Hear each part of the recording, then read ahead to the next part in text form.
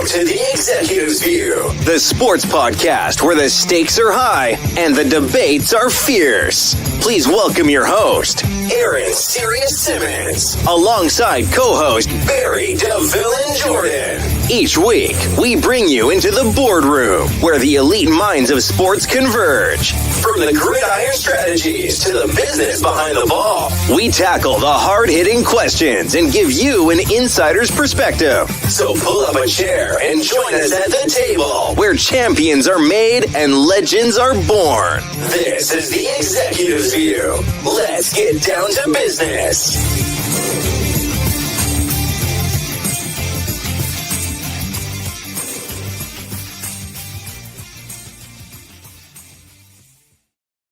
What's going on, everybody? Welcome to the Executive's View.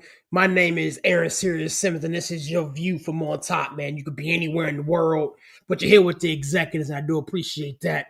You guys know how I get down, man. If you see the show, share the show. We're all over the place, man. We on Facebook, Instagram, Twitter, Spotify, TikTok. We're doing big things in big places, and definitely want to take everybody along for the journey. I don't do this by myself. I got a slew of brothers that are sitting here ready to chop it up and talk about everything around the world of professional football, basketball, baseball, around everything. My man Villa's in the building. What's going on, my man? How we doing, sir? What it do? How you doing, everybody? And Unc, good to see you. LG, Sirius. I guess it's a pleasure to see. I really ain't, but whatever. What up, y'all? We back, man. We done took a week off. We back like Jordan wearing the 4-5. Like, let me stop, man. CK's in the building. What's going on, my man? How we doing, sir? I'm good, man. Just, enjoying the rest of my cabbage. Yes, ladies, I cook. Oh, wow. He does cook. He does cook. And he's available. Oh, stop. Pineapples. We're not doing this tonight. We're not doing this on tonight. Larry, what's going on, my guy? How we doing, sir? Hey, Pitt's welcome. Hey, he's a vet. He's a Capricorn. He like long walks in the park. He's selling PK over here tonight.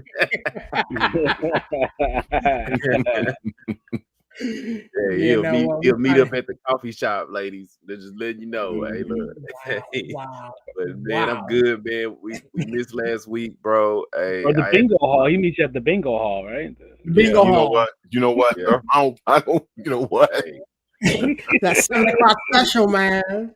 I love it. Yeah.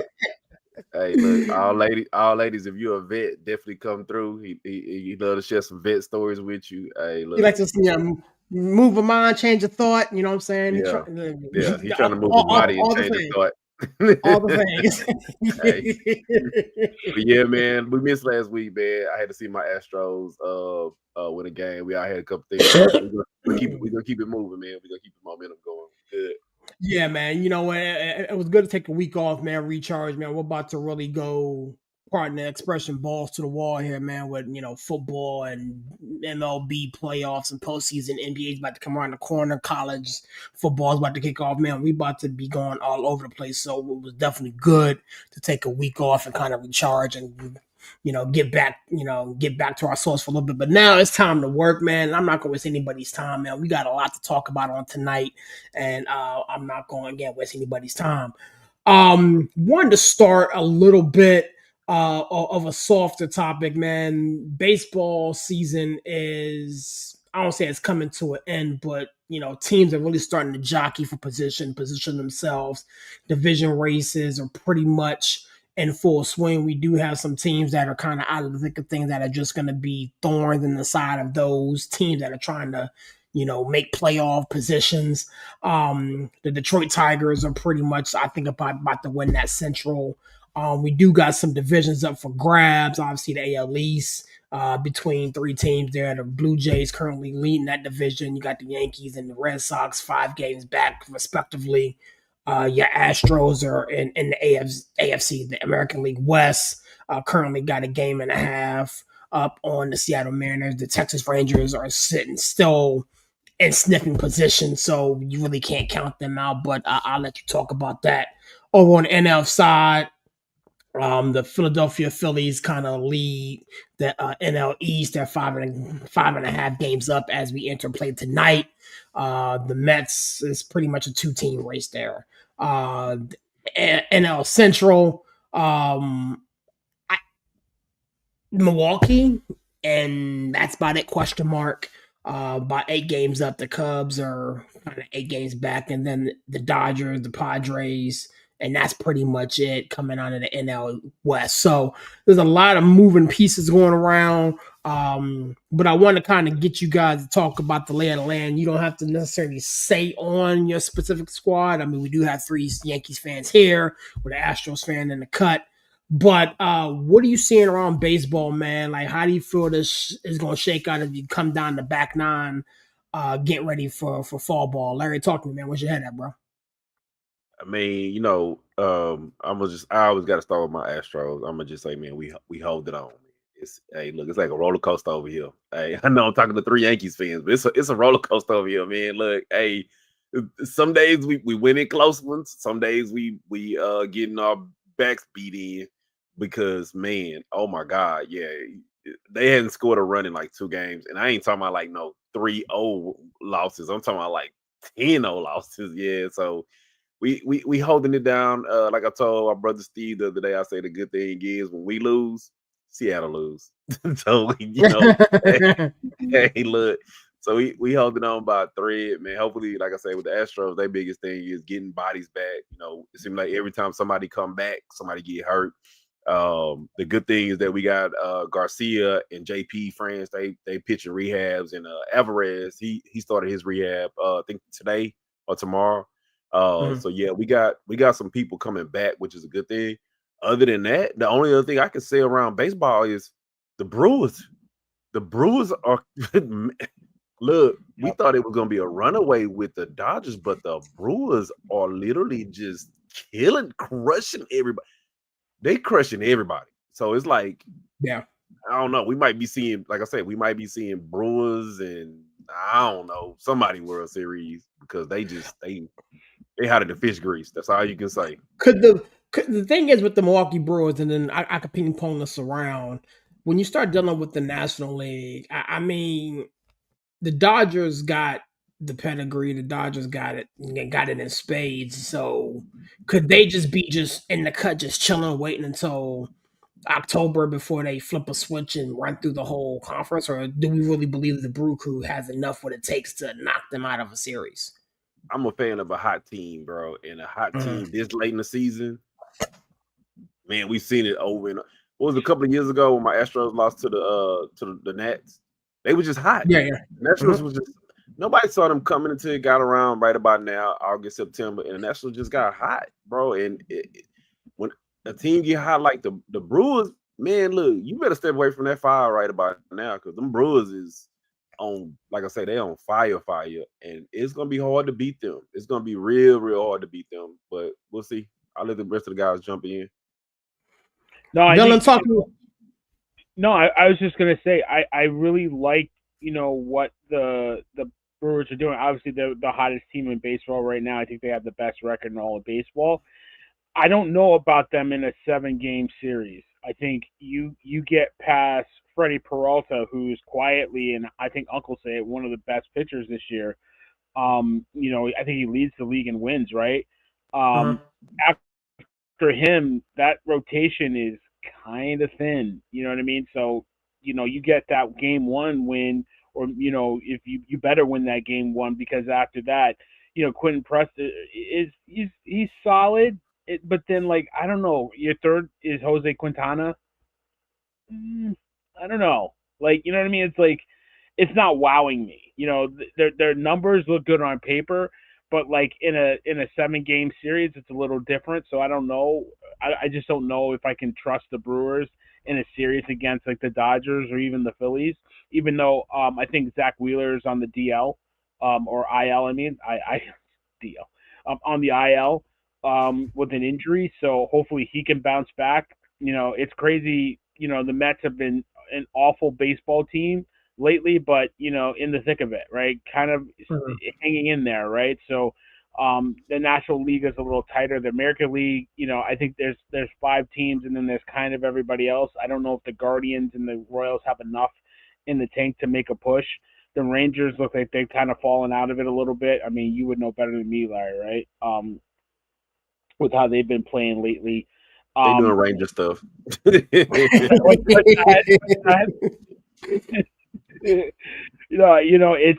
like in the East, Boston's playing some good baseball. I think one of their guys went down for the year. I think one of the rookies. So, but I think they're still going to be a pretty good team down the stretch, a feisty team that has gotten better throughout the season. Alex Cora doesn't get a lot of credit, but he's a damn good manager. Like I said, the Yankees haven't been playing great baseball this past month, but still right there, tied for second place. They have the edge in the loss column, so they're technically in second place. They'd be a wild card team if they were in. So I think for the Yankees, the Yankee fans here, it's really like, can we fix Max Fried? He's just not. He's just not finding the strike zone. He's finding the strike zone, but the middle of the plate, up with the slider, over the middle of the plate with the fastball, and he's getting knocked around. So he's got to get it together. But I'll take my chances. I don't know about Toronto. Maybe they got enough in the tank. Who knows? But it's gonna be tight races in some divisions, and I think the Dodgers will probably get in, and then they'll be pretty tough to knock out. You know what I mean, in the playoffs. Right. CK, talk to me, man. I mean, spinning around the diamond real quick, man. If you want to double click on anything that you heard or kind of take it, where you want to go, man. Where's your head at with this baseball as we go down the back nine here? Well, Blue Jays just lost Vlad to a hamstring. So that's really going to impact them. And we'll see how they do at home. Because the thing with the Blue Jays is they're playing great at home. So they have to win the East because they need home field advantage. They do not play well on the road. Right. Don't be surprised if the Brewers come back to earth. That streak is over. They lost the first game of the doubleheader today to the Cubs. I watched that game. They're losing the second game. I like Jose Quintana. I think he's a really good pitcher. I think he's somebody you can count on. But that is a team full of people who are not used to winning. And I think they peaked too early. Because we're just now getting to the third week in August. You have a losing streak now. That 8-game lead by the middle of September is going to be a 2-game lead. And then we'll see what happens. Cincinnati is interesting because Terry Francona, while a great manager, is doing Terry Francona things. He's kind of he has favorites, sometimes to the detriment of his teams. They just got rid of Jake Fraley, which Jake Fraley's the guy, honestly, I think they should have held on to, but he wouldn't play him. So they released him so he could go find a team that would let him play. With the Dodgers and the Padres, that's going to be a dogfight to the end. The Rangers are cooked. The Guardians are cooked because, remember, they still have two important pieces sitting at home collecting paychecks while they're being investigated for gambling. All right. And if you think it was just those two, I got some swamp land to sell you in Saudi Arabia. All right. Because it's going to wind up being more than two of them. So don't be surprised if the Reds, if the Mets don't get it together, the Reds are going to get that last wild card. Okay. The pickup of Ke'Bryan Hayes, nobody's talking about, but he solidifies the defense. He gives their pitchers confidence of, okay, let this ball get put in play. And they moved Noelvi Marte to right field. And he is now hitting like the number one prospect that he was, and everybody knew he could be. His talent is now showing because he couldn't handle being an infield. In the outfield, all he's got to do is worry about just, hey, fly ball, catch it. He don't have to worry about double play combos and this and this and this and this and this. So he's starting to blossom. So I secretly like Cincinnati to make the playoffs. I think the Brewers are going to come back down to earth. The problem with Max Fried, and I said this to you guys, is it's typical Yankees. They get a guy who was perfectly fine, very successful, doing things his way, and they want you to do this. His pitch mix is totally different. Yeah. He's using pitches that he never used the rate he's using them at. And guess what pitches are being hit? The pitches he's not used to throwing at the rate he's throwing them. So funnily enough, he's struggling. Well, it's the curveball, right? No, it's that sweeper. He wasn't a big sweeper guy. And stop me if you heard this before. He wasn't a big slider guy. What is every pitcher that has come to the Yankees and struggled? What was their complaint? They wanted me throwing the damn slider, and I don't like throwing the slider. Sonny Gray. Sonny Gray amongst others. Michael Pineda. No, that's the first one that comes to mind. Sonny Gray. This is a laundry list. So we'll see if Max Fried finally just says screw you, kind of like Devin Williams did. I'm going to throw the pitches that I feel comfortable with, because people didn't pay attention to when he said it earlier in the season. And they said, why were you struggling? He said, because I didn't like the way the game was being called. Remember, I kept saying he's throwing too many changeups, he's throwing too many changeups, he's throwing too many changeups. Well, his changeup rate was tremendous early in the season, and he was struggling. Now he's starting to use his fastball more, and now he's starting to be successful again, because he's calling the pitches now with the pitch calm instead of letting the catcher do it, because the catchers keep calling the changeup because the scouting report says. And remember, we have young catchers. You don't have veteran catchers. They don't know how to read swings. They don't know how to read body language of hitters and say, oh, he can't catch up to the fastball. Keep throwing it. You know, so it's typical Yankee stuff. They're an ALCS team, and I don't know if they can win the World Series, but right now, for me, the most exciting race is going to be the NL Central and NL Wild Card. You know what? Let me ask y'all something. What do y'all think about it if the Yankees don't make the playoffs? I think they'll make the playoffs. They'll make the playoffs. It's tight. Pause. If you're in the 3-game playoff, does that technically mean you're in the playoffs? Is it the play? Right? Is it play in right? It's like it's a 3-game play-in. Yeah, it's a play. So if they lose that play-in, they don't make the playoffs. I'll be disappointed. Yeah, but you know what? Nothing's going to change. Aaron Boone ain't going nowhere. Brian Cashman ain't going nowhere. So, well, I know, but I'll still be a disappointed Yankee fan, right? Oh yeah, so, it'll be a failure. Talking about Boone and what's called it? They had a disagreement today. So, Aaron Judge, because they said he wasn't going to play the outfield, right on? Right. Judge doesn't like discussing his injuries. He doesn't like the organization discussing his injuries. He's told them that. Aaron Boone said something out. He talked out of school. He basically admitted that this is a UCL injury, because what he said was, Aaron, even when he goes to the outfield, is not going to be able to throw the way he could be able to throw. That's going to last the entire season and he's got to get healthy in the offseason. Aaron Judge did not want that information out there. Right. So now the cleanup is, well, I was just talking about, and no, there's no UCL. Suddenly there was an MRI, there's no UCL injury. Aaron Boone talked out of school. Yeah. I mean, you know how things like that can derail a season in baseball. And like when I looked at it, like I said, for me, it was more because it's so tight in that race. And then we talked about it on the show before, man. The Royals kind of seem like they starting to get it together, and they might sneak into one of those spots, man. So who falls out? I mean, the Kansas City Royals are a dangerous team, but I don't think there is a world where the New York Yankees are not in the postseason. Now, how well they do, how far they go, a whole other conversation. That's a whole other conversation. But I mean, I saw firsthand, Boston is actually looking way better. So Boston's playing better baseball than the Yankees right now. Playing significantly better baseball. Even though the last 10 games, it doesn't look that way. I think they've been playing consistently better baseball than the Yankees have. Well, they lost Mayer, the rookie, and they lost Tanner Houck to Tommy John. Yeah. So they just lost 2 important pieces. And they just called up two really good prospects. I understand that, but Christian Campbell, they've been yo-yoing him, right? And it's that whole jerking people around thing that Cora likes to do. Yeah. Roman Anthony's going to hit that wall of, hey, we got some tape on you now, bro. We know how to pitch you. Then what do you do? Because Brian Bello, bro, that kid is trash now. And with his stuff, he's got like a 7 ERA. I mean, he's awful.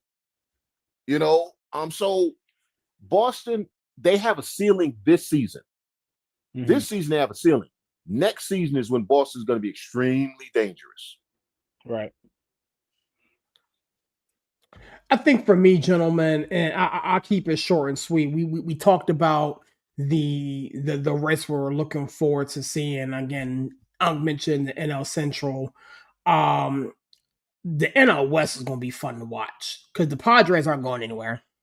No. The Padres are not going anywhere. They're playing It's excellent a ball. two-team race, though. Serious. To Correct. me. Correct. Yeah. And so back to what I was talking about when we was talking about with Larry, I think the Dodgers is like, you know what, ho hum, it is what it is. We'll get healthy. We'll figure out rotation. What's Otani doing? This, that, and the third. Freddie Freeman. You can get these guys veterans there. I mean, I think they're bored, to be painfully honest with you. And then, when it comes postseason, that there are teams that can just flip a switch and turn it on. I mean, this team is filled with veterans or whatever. And again, to your point, Larry, I understand you want to be playing your best baseball as of late, but I say this a lot. There are no brighter lights than postseason lights. And if you're talking about a Brew Crew who, is new to the dance, I'm not really buying them. You know what I'm saying? You got the Phillies that are going to be in the mix, the Mets that are going to be in the mix, obviously the Dodgers, the Padres. So I mean, you got some veteran teams that are going to be in the mix that I expect to play significant baseball down the stretch and kind of compete for that fall classic. Flipping it over to the American League real quickly, the Detroit Tigers I like what they're doing. They're playing excellent ball.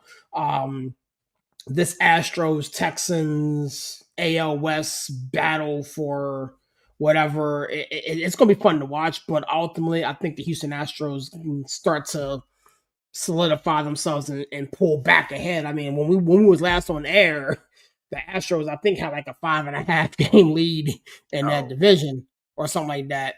And now, Yeah, I was not going to play though. Serious. Exactly. They got that MVP candidate that's slugging them into games, man. They're not going to go away. My point exactly. So it's going to be very interesting to see how that AL West kind of shapes out. But to kind of double tap on what Larry was, asking, yeah, I believe the Yankees will be in the thick of things when they ever reach the ruin, and I don't think they have to use that playing game to get there. I just don't think they have home field because I just don't feel as though Toronto. Again, Vlad is out for a little bit. I don't think Toronto's going to relinquish that first place now. Well, I was asking that question because out of the three quote unquote play-in teams, because we know you win your division, you good. Right now I don't see them winning the division. Right, out of the three wild card teams right now, I think that the Yankees are playing the worst out of all three. And as we currently stay here, the Royals speaking up. Hey, St. Louis cures all ails. They got a little bit of won 5 out of the last 6. Yeah. So, yeah. So I mean, it's very possible they can get hot and go on a run here. Again, the saying goes, you want to be playing your baseball now. And here we go, sitting here on August the 19th, making the turn for October ball. So hopefully my Astros get healthy and get hot because we playing musical chairs right now and it's not looking pretty. Well, I mean, the Yankees team don't have a legitimate number one pitcher right now, so welcome to the club. Well, we might have 5. You, Larry, what you guys got going for you is another Arizona Diamondback came to a team with expectation and is failing miserably. Like you guys got Christian Walker and the Mariners got Eugenio Suarez, and neither one of those guys is really hitting. No, wait. Since Christian had his baby, Christian actually been playing pretty good. And Christian has actually played the first base good. Defensively, he was always going to be good. Remember, I told you he wasn't going to hit like everybody thought he was. No, I didn't expect him to. And on that team, it wasn't expected for him to hit like that. Well, because you had Alvarez, but without Yordan, you kind of need some more production from him. Well, but the thing was last year, and you could tell it was because Alvarez played more. It was you pitched to Diaz. You pitched to Diaz because you did not want to face Alvarez. But now teams are pitching around Diaz. That's why his numbers ain't that good. Right. Pena, he's been hurt. He's been back and forth. And we thought Pena was going to kind of have that rebound again. Correa's been doing what Correa's doing. And the one shining part about it is Altuve keeps doing what Altuve keeps doing. Yeah. He keeps it coming. So now, like I said, when I think about it, if we get Alvarez back, then that'll put everybody kind of back naturally where they should be at in the hitting order and in the lineup. And like I say, Alvarez, he takes a lot of pressure off of Diaz, and that's when you start really seeing Diaz hitting. Like I said, as far as pitching, I think that's the one thing that I say we got advantage over everybody else in the AL. Like when you think about it, y'all know I'm a big Frauber fan. I love Frauber. Christian Javier's back now. Arrietty's back now. Garcia's doing his minor league rehab. JP France doing his minor league rehab. Hunter Brown has been shit. Hunter Brown might win the Cy Young. You never know. Hey, him and Scuball pitching it out tonight. But like I said, how many other teams are that deep with starting level pitching? The Mariners. The Mariners. Yeah. Well, the Mariners. Gotta be fair. Them, and we might have to match up with them. No, but what I'm saying is, you guys need to win your division. Yeah, that's what I'm saying. We win the division. You have to win your division because in a short series, a team can take advantage of you. In a 7-game series, the talent usually wins out the 7-game series. It's the short series. The pitching depth. Yeah. In the short series is where you can get trapped off. Yeah, but you got to remember the Astros. The relievers are good, bro. Josh Hader. I'm telling you now, don't count on Josh Hader. Hey, he's on the IL right now, but hey, look, Josh Hader has been amazing this season, dude. Hader has been amazing, bro. Putting Abreu back into that setup role has been one of the best things for them, and putting everybody else back to like more like a 6th or 7th inning to get to that bridge guy to get to Abreu has been really good too. And like I said, if we get healthy, Astros, I'm not saying it because I'm an Astros fan. From a lineup perspective and from a pitching perspective, they're going to be a hard out. Hey, Sirius, bookmark this 19 August at 9:28 p.m. I told him not to count on Josh Hader. Okay. I'm on it. All right. I'm on it. Gotcha.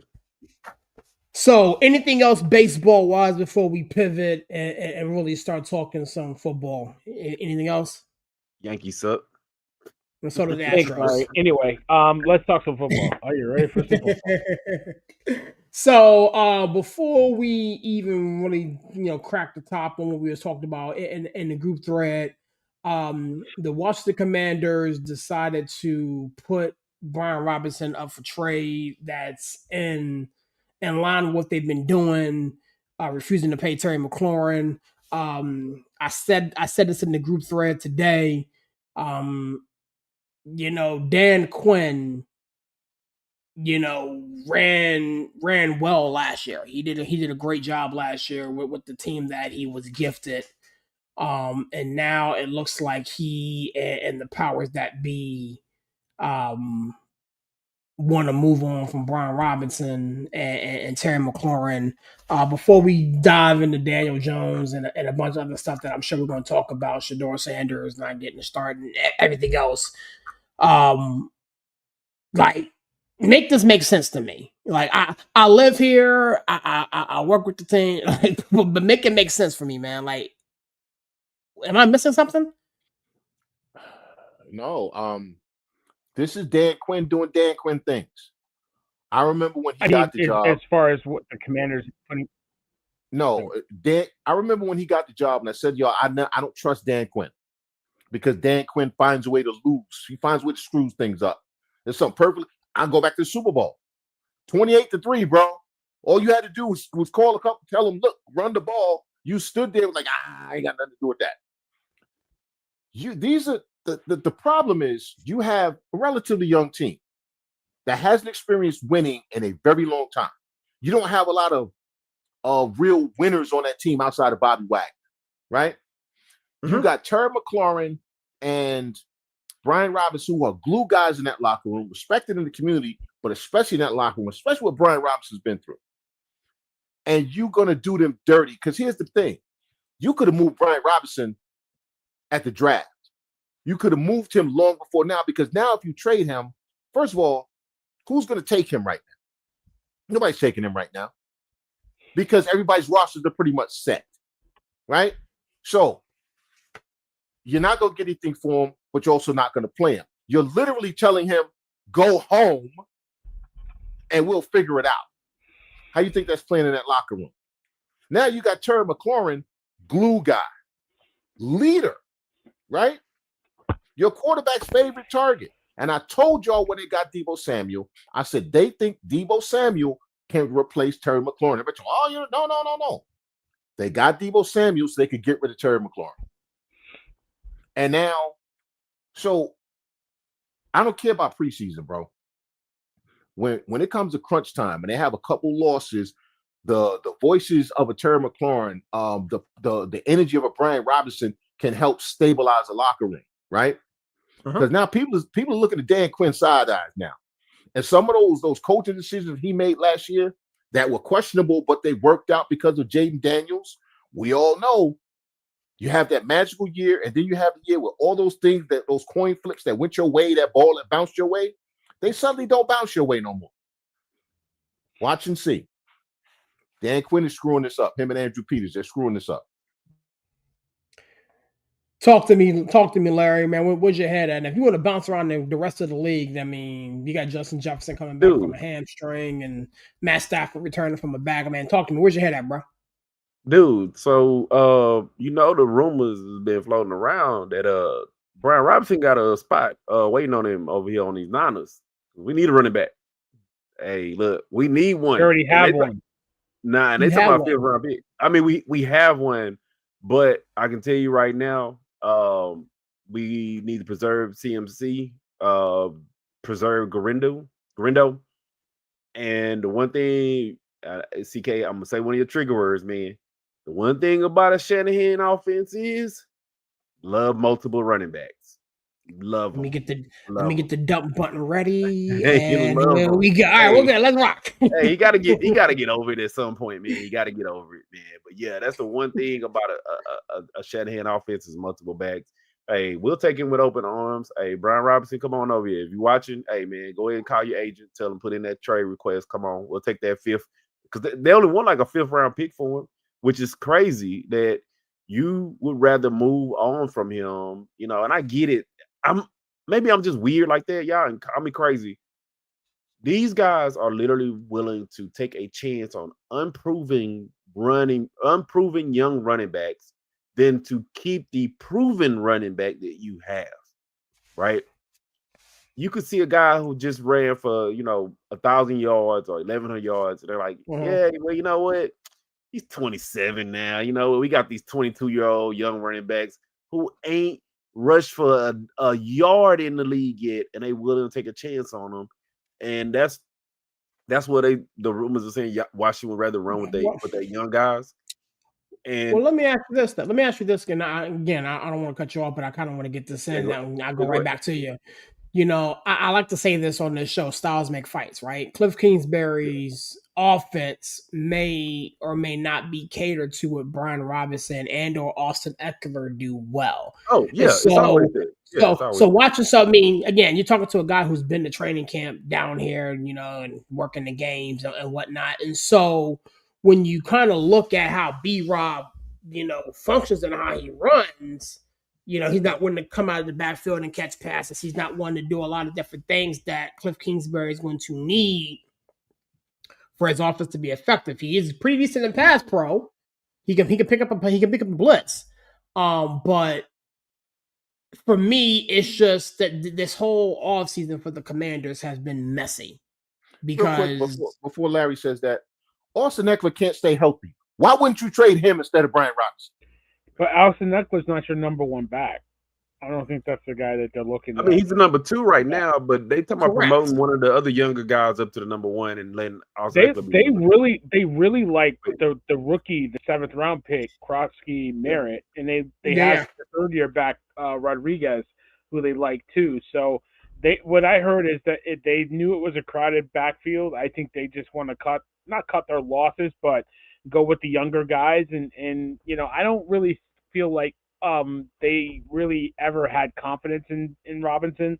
I don't think I think he was good. I don't think he's as good as they thought he was going to be, and I just want to move on from him. I mean, he was a great story last year coming back with the incident that happened with him, and I'm glad that he's able to play football. But from a Commander perspective, it looks like they just want to go with the younger guys and have that mix of veteran talent with Eckler to did he just give up 3 straight home runs? Yes, he did. Yes, he did. Yes, he did. Yeah. Oh my God. Yeah. I'm sorry. I'm like literally. Nah, you good? Hey, look. Hey, reliever problem still not solved. Reliever problem still not solved.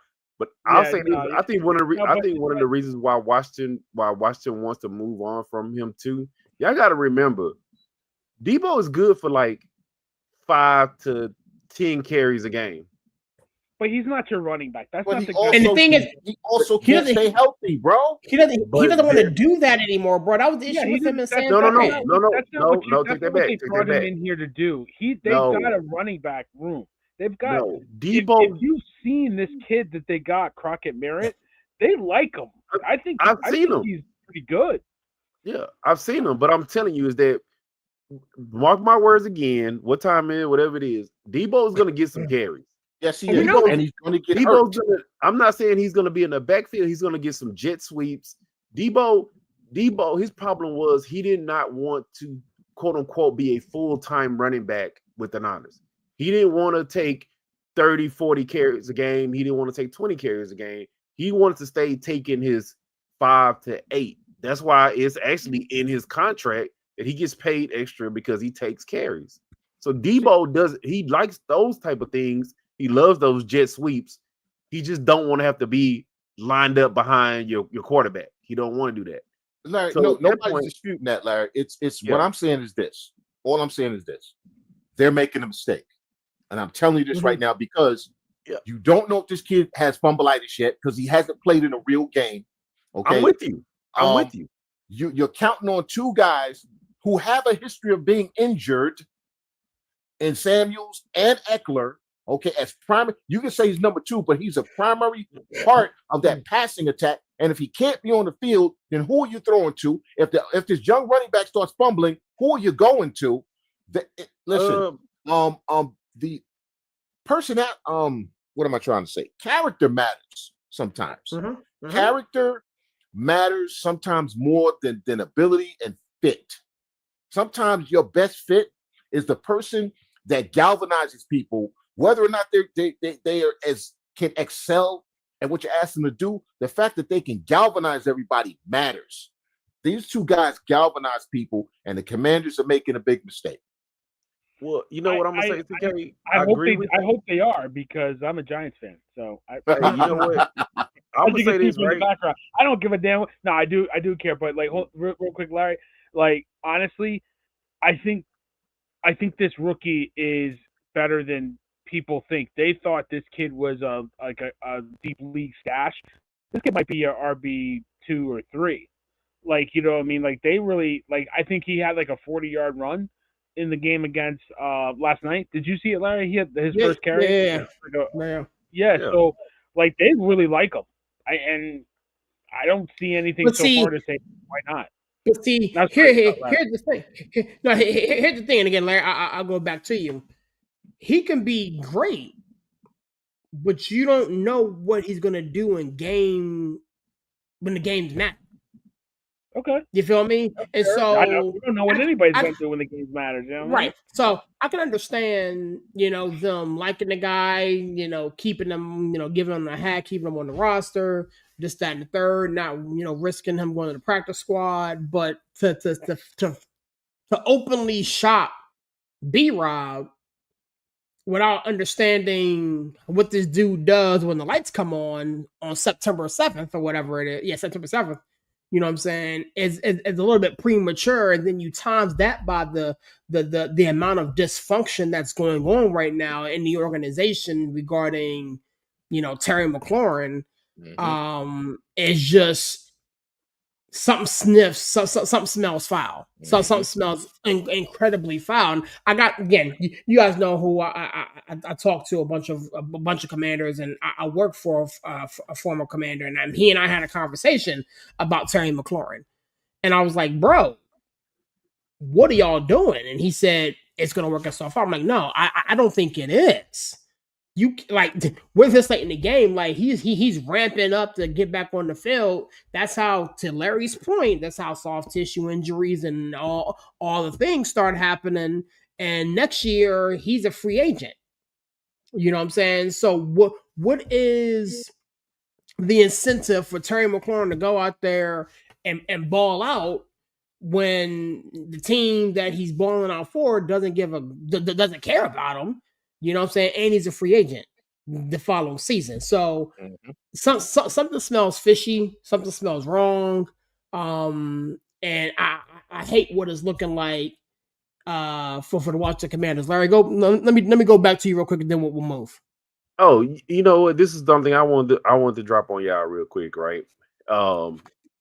I don't like the Terry McLaurin thing either, but you know how they are nowadays. It's like, you know, receivers are almost getting like running backs. You know, hey, it's like 12 receivers come out in the draft, and we can just draft another one. You know, it's like, oh my God, there's so many receivers that come out. But I'll say this, and I think this is my biggest issue with the whole B-Rob thing with the Commanders. You don't have proven running backs, and I would want to see what they actually do in games first if I was going to move from him. But you got to remember that he's one of those running backs that you can give him 25 to 28 carries a game, right? The mistake the Washington Commanders are going to make, I don't want Jaden Daniels running for 900 yards this season, bro. He's only like 130 pounds soaking wet. That part. If he gets maybe 500 to 600 yards running, I'm good. I'm good with that because he's a mobile quarterback. But I don't want him approaching nowhere near that many running yards, because if he gets hurt and goes down, what are you going to do? But see, Larry can speak to this. Zamir White. Everybody remember that name? Yeah. Yep. The Raiders said, oh, we got Zamir White. We can move Josh Jacobs. How'd that work out for them? They had to draft two more running backs because Zamir White in the preseason looked like he was the next coming to Herschel Walker. Got to the regular season. Hey, what happened to Zamir White? This is what I'm saying. In the league right now, I think. My point exactly. And where's Josh Jacobs? Still running. But y'all, like, you know, the only two running backs on the Commanders team is Jaden Daniels and Deebo Samuel. Like, that's not the case. They got a running back room. Who they got? They got a running back room. You know what I mean? Tell me who. I just told you. They got Crockett Merritt. They got Eckler. They got Rodriguez. They got guys. All right. So like, I'm not saying they don't got guys, but I want a proven running back. He's their proven running back.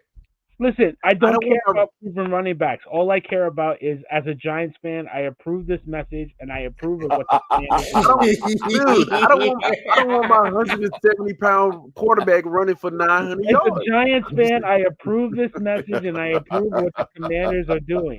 I don't care about how much Jaden Daniels weighs. I don't care. Nobody cares.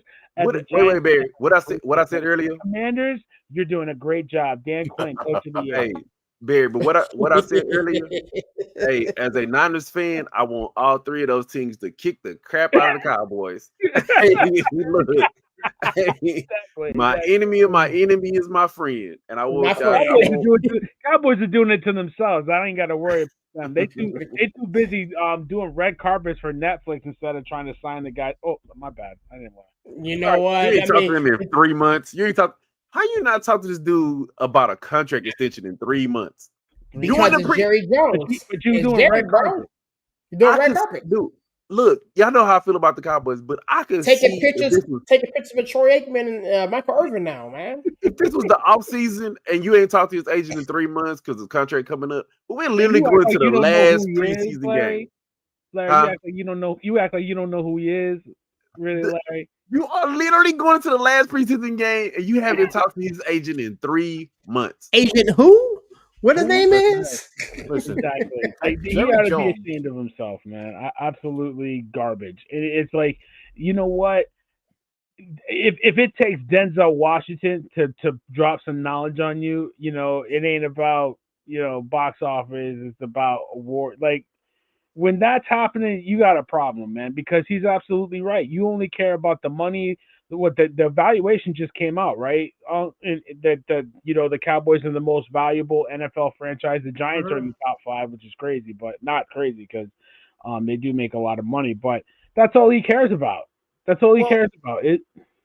He said that when he bought the Cowboys. See, I pay attention to what people say. When he bought the Cowboys, he gave an interview and he said, and this is out of his mouth. You can Google it. You can check it out. It's facts. He said, you can win or you can make money. You can't do both. He said, so every owner in this league has to make a decision every year. Do I want to win this year or do I want to make money? In the beginning, Jerry Jones wanted to win. Jerry Jones has already won. He got how many Super Bowls? 3? He got 2 with Jimmy and 1 with Barry Switzer, which was basically Jimmy's team. So he got 3 with Jimmy, right? Mm-hmm. Bro, if he never gets another one, you think he gives a damn? He doesn't care. He says he does. He has to say that because the fans need to hear that so they can keep forking over them shekels. Right?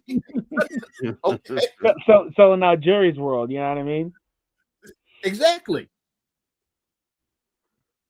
The thing about that though, and like I said, when I actually went back and looked at how they evaluate these franchises, the thing about that is one of the reasons why the Cowboys are worth so much is because of the stadium. And Jerry, people think that it's just the Cowboys. No, Jerry literally has every major sporting, every event you can possibly think about in that stadium. So that's factored into that evaluation. It's like they don't value the Knicks just because they Knicks. They evaluate the Knicks because of MSG and whatever else, that they have going on. That's one of the reasons why the Cowboys are. You also see 2 teams from New York that have probably one of the worst stadiums in the league is still in the top 10, right? And the Commanders are the 10th, and they are the worst. The Commanders don't have their new stadium yet. Miami's stadium is a dump. You know what I mean? You see the Rams up there, and they got a doggone palace. Mm-hmm. Yeah, they share. I wish the Giants and Jets could share that castle instead of what the Chargers got. You know what I mean?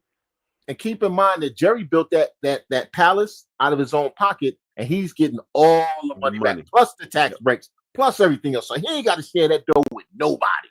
And why do you think he don't care about winning? Exactly. Bro, he got Beyonce concerts there. You think he give a damn? Mm-hmm. Come on, son.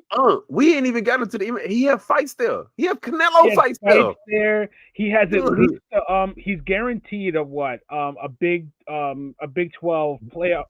He gets like bowl games. He gets bowl games. Big 12. Yep. Beyonce, MMA. Yep. WWE was there. They were there about 4 or 5 years ago. Serious. Yeah. I'm pretty he's going to get a Final Four game there. Watch and see. Final Four game there. Yeah, absolutely. Yes, I think they do. They're probably going to get one pretty soon. So I mean that stadium makes money every year, all year round. It's a moneymaker. Yes. Yeah. And he's like 90 years old. So at this point, if anybody's ever dealt with people over the age of 80, bro, you ain't changing their mind about nothing. No, right? Absolutely not. Not. Listen, great. Old man, house on fire. No, it's not. Bruh, it's flames right there. No, it's not. I don't believe you. No, right? I love it because what you talking about? I can see straight ahead. Now, but honestly, so the Eagles and the Cowboys week 1 was a Thursday night football. Is Micah Parsons in uniform playing? Yes. Not if he's smart. Not if he's smart. No, absolutely not. So serious, you say yes. You say I say my back hurts. I'm sorry, my back hurts. If the deal is done, he plays. And Jerry will make a last minute deal at the last minute and cave. If the deal is done, he plays, which will be a mistake. You think the deal will get done the week of or just before? He did that. He's coming up on it, right? I think that Trey Henderson will be the one to set before Micah. No. See, y'all missing one important thing. Michael's dug in. Michael's dug in. No, y'all missing one important thing. They both have, but yeah, go ahead, CJ. He is from Harrisburg, Pennsylvania. Mm-hmm. Okay, he's from the same place as this clown Abdul Carter's from. He's from the same place that Sean McCoy is from. Let me tell you about these cats from Harrisburg, bro. They don't think like normal football players, right? These cats is different, right? They take everything personally, right? Micah Parsons is going to turn down Jerry's offer. He's going to turn it down. Jerry's going to make an offer. He's going to turn it down because he's going to be like, bro, what you going to do? My back hurt. I'm playing. Eventually, he'll get on the field. He'll play out the season, and they say, franchise me. Now you got to pay me more annually for this one season than you wanted to. And I dare you to franchise me again because now you're going to pay me close to 60. I don't think the Cowboys are in a position to franchise him. They can franchise him twice. They know, but I'm saying afford to. I'm saying I don't think they can afford to because after with CD's money, with Dak's money, with all this other money, they got to pay Pickens. Pickens didn't even sign an extension. He didn't sign an extension, so they got to go pay him. If they pay him, I don't think they're gonna have enough money. He's only playing one season there. He ain't coming back. Dude, you gotta remember, then they gave Diggs all that money. They just gave Bland some more money. I think he's gonna end up being like the Saints, where he's so far up against the cap, he's gonna be forced to trade Micah before he can re-sign him or franchise him. He's not gonna be able to tag him. Micah Parsons is gonna get the free agency and sign with the Philadelphia Eagles just so he could torment Jerry twice a year. Watch and see. That'll be crazy. I will say this though. I will say this. It will be something like Micah to stick it to Jerry like that. But I have a hard time thinking that a deal won't get done and he won't play. The only thing I would say is that if a deal gets done, he should not play with or without a deal until he's ready to play, because we've seen it over and over again. These guys, they sit out, they get the deal done the last minute, they decide to play that first game, and in week 2, you hear it's a calf or it's a ankle or it's a this or something like that. Matter of fact, talking about the Eagles, what was that guy? The Jets guy who said Hassan Reddick. Yes, Hassan Reddick. Yeah. Hassan Reddick did not play, came back up. Hassan Reddick's hurt. It never fails, bro. It never fails. So I feel like even if they did get the deal done, I don't think he should play. I don't think he would play. But I wouldn't be surprised if he do, because like I said, he literally, and this is the part that for me, I feel like this is why Jerry's in his feelings, because Micah really got him over a barrel. When's the last time a player actually had him over a barrel? Like Emmitt Smith. What are you gonna do? I mean, even with Emmitt, it was like, just pay me. So the Cowboys, if you look at them, serious, I haven't pulled it up, but like they're gonna be in cap hell, and you got a guy that you potentially are gonna have to make the highest paid defensive player in the league. Huh? Yeah, but he doesn't care. He just doesn't care. Clearly he doesn't care.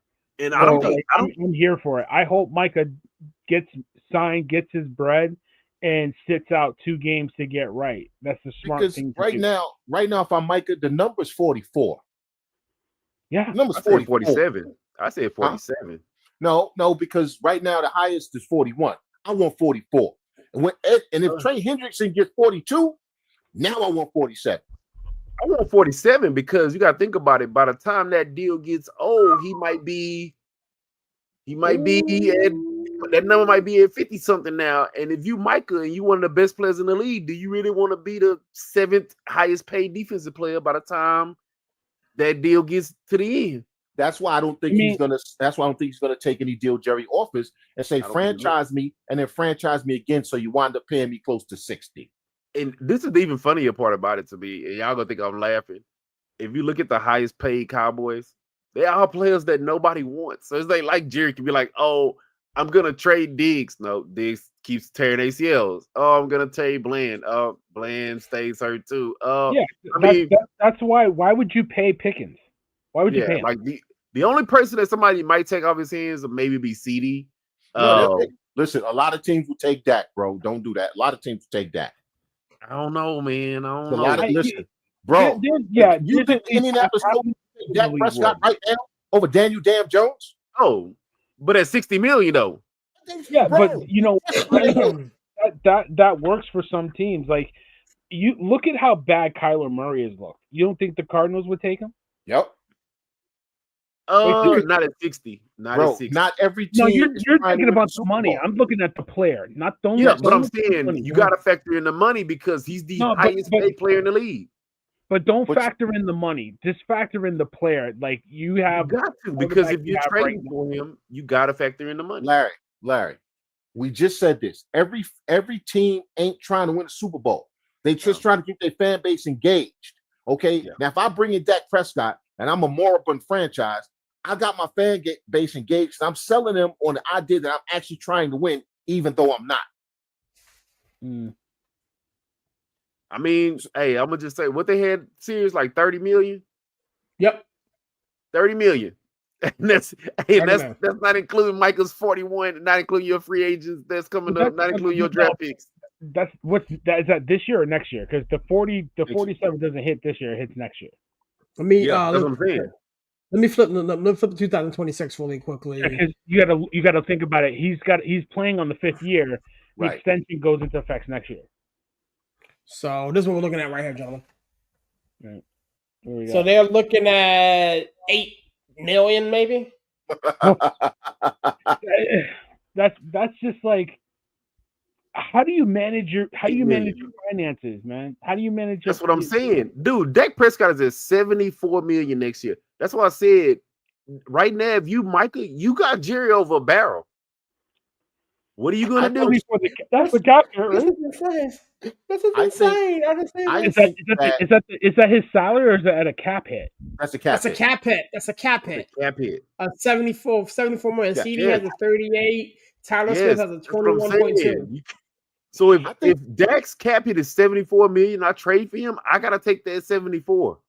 Well, he'll come to you and he'll restructure. But here's the thing: the reason that Jerry keeps talking about Joe Milton, I think this is Dak's last year in Dallas. I think after the season, they go to Dak. I know Dak has a no trade. I think they go to Dak and say, "Listen, bro, we would really like to trade you." And I think Dak would be glad to get out of there as long as he got to get his money, whether he turn a roster bonus, whatever, right? And you move Dak to. There's, like I said, there's some teams that would take Dak Prescott right now with that money because they're terrible and they got a buttload of cap space. You know they're gonna have to cut him. You know that nobody's gonna actually, to Larry's point, nobody's gonna trade for that money. They're gonna have to cut this guy and eat the dead cap money. Yeah. That's what's gonna happen. He gonna get his money, but he still won't be in Dallas because he's gonna get his money. He's gonna get his bread, and that just shows that Jerry Jones is the dumbest GM that I've ever seen. Or you let Michael walk and you keep all your other players. You can't let Michael walk. You got to get something for him. You got to trade him. You're gonna have to trade him. You're gonna have to. Exactly. That's what I said on the show. Like, you have to trade him. You have to get value for him. Now, you're not going to get 3 number 1 picks. You can probably get a 1 and a 3 for a guy like that, but you got to get value and get guys underneath the cap that you can control for 3 years. You got to do it. That's 2 first-round picks at Mike's age. That's 2 first-round picks, bro. I'm sorry. You think so? Yo, hold on. Stop the press. I'm just looking at it now. If they cut or release Dak Prescott next year, right? The dead cap hit will be $129 million. Unless they restructure it first. Unless they restructure it first, turn a lot of it into a signing bonus, which will lower the cap hit, which is what they'll do. But that's kicking the can down the road. That's the dead cap that the Cowboys would hit. The cap hit is 74. So Yeah, it's crazy. His money is. They have no choice but to try to trade him. But if you try to convert his salary into a bonus, that's just kicking the money down the road. Yeah, I understand that, but that's what all these teams do when they're kicking the can down the road. Eventually, the bill's going to come due. But what it does is allows you to go ahead and move on from him, kind of like what the Broncos did. That's what the Broncos did. That's Russell Wilson.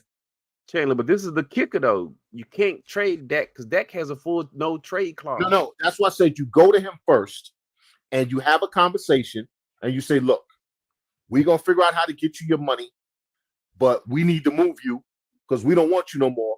Are you willing to do that as long as you get your money? And if he says no, listen, just nobody wants to be where they're not wanted, right? That for 103 million reasons, I'll be where I'm not wanted. Bro. No. if I can get my money and go somewhere I'm actually wanted, yeah, I'll weigh that no trade. Absolutely, dude. Honest with you, dude, I don't think nobody in their right mind outside of Jerry Jones would have gave Dak Prescott that type of money. Okay, but it is what it is. This is his contract. So New Orleans, the Deshaun Watson guy says, "Hold my beer before you go." New Orleans State. Wait, but Deshaun has restructured his stuff. He's restructured his. Dak has. Okay, but that's what I'm saying though. You can restructure it and still move him to Saints. Raiders. But honestly, let's look at it like this. Let's be honest with ourselves too. This is a really good quarterback draft coming up. Yeah, you see, y'all keep saying that. Okay, I hate saying it is. So I'm just, even if you don't think it is, there's going to be some quarterbacks available in this draft that are not going to turn out to be. But why would you do that? You got Joe Milton. Wait, hold on. We don't know that. Go ahead. We can say, let's just say there's quarterbacks available in this draft coming up. Okay. Can the Cowboys actually think that they can move this guy? Because they want Joe Milton to replace him. That's why listen, I feel you. But can the Cowboys really move him? Can they really move him? No, I don't think nobody would take him. I don't know if anybody would take Dak Prescott right now. But why would you? I get what Villain is saying. Why would you take on Dak with his money? The New York Jets, other quarterbacks, the New York Jets, the Cleveland Browns. Anybody in the AFC South? Not the Browns. I'll tell you. Anybody in the AFC South not named the Houston Texans? I don't think the Tennessee Titans just got the Panthers like Bryce Young, so they're not. The Panthers like Bryce Young. Let's be real. You're forgetting the team that you root for. Oh, the Steelers. Yeah, we probably would take that person if they could get that contract. 70 million. They would at 70. Larry, if he comes down, I'm gonna say this again. They got to make the money work. They got to make the money work. The deal to lower the cap hit. The Pittsburgh Steelers would absolutely take Dak Prescott. That's the only way. Serious? Are we lying? That's what we said this entire time. Restructure. You go to Dak Prescott and you say, "Listen, I need to restructure your deal. You're going to get your money. Okay? I need to turn something into a signing bonus to lower your cap hit." So wait. Go ahead. Wait. Go ahead. I'm gonna tell you this, CK. And go ahead. Look, serious. You tell us because you the Steelers expert over here. If Jerry is going to take that can down the road, yes. The Steelers ain't taking that can down the road at no $100 million. No. The Steelers don't have to eat that money. The Steelers don't have to eat that money. Eat that money, not the Steelers. That's what I'm saying. That's the only way. You just did that with Russ Wilson last year. Yes. Yeah, that's what I'm saying. That's the only way they would do that is if Jerry eats that money, not the Steelers. Either they release him and eat the $100 million cap hit, or they restructure it and drop his cap hit down so that Pittsburgh or New Orleans or the Jets, who will need a quarterback, or a couple other teams, some of the AFC South. There's about 10 teams that need a quarterback, bro. There's only going to be 4 to 5 of these cats coming out in the draft that y'all talking about. I don't believe in any of them, but whatever, right? That still leaves 5 teams. Mm-hmm. But I would actually, to be honest with you, I kind of side with Barry.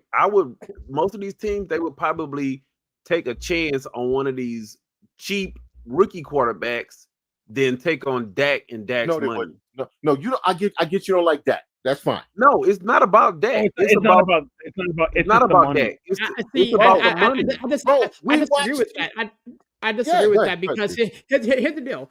If you're able to get Dak Prescott for a discount. We just did this last year with Russ Wilson. The Denver Broncos paid all of that nonsense. We only paid Russ Wilson $1 million. Didn't the Broncos cut him? No, yes, and they had $80 million in dead cap. Dead cap. No. $89 million. He wasn't cut. He was traded to us. He was traded to us. He wasn't cut. He was sent home. Yeah, he was traded. He was traded to us, and the Denver Broncos ate 99.9% of that crazy contract that he signed. It was an $80+ million cap hit. But then that defeats the purpose in Dallas. Dallas if they trade him and keep the money, that's a stupid deal. I'm sure it would be converted into some type of sign-in bonus like CK's alluded to. No, but if you're telling me Dallas has to trade Dak and eat his money, that's a stupid deal. And then you still are probably going to do it, bro. We just watched the Denver Broncos do Denver that. did it last year. Yeah, but Denver Broncos made the play. It worked out for Denver. I just don't. Denver has a different cap situation than Dallas does. Okay, they still had an $89 million cap hit, and I keep saying, listen, if Jerry truly wants to reset, which it looks like he does, right? Then you got to move on from Dak Prescott. You're not going to pay Micah Parsons, okay? So, and I'm saying this again, there's 10 teams right now would take Dak Prescott. And Larry, you keep talking about the money. Those teams don't give a damn because it says to their fan base, we're trying. So the fans are going to keep buying merch, coming to the games. They're going to be on that. They're going to get some national TV revenue money because they're going to be on national TV, okay? Because the NFL is going to schedule them against the Cowboys. We already know that because the Jets are playing the damn Steelers week 1. Dude, but I don't think Dak does that, dude. Nothing about Dak has ever said I'm taking less money.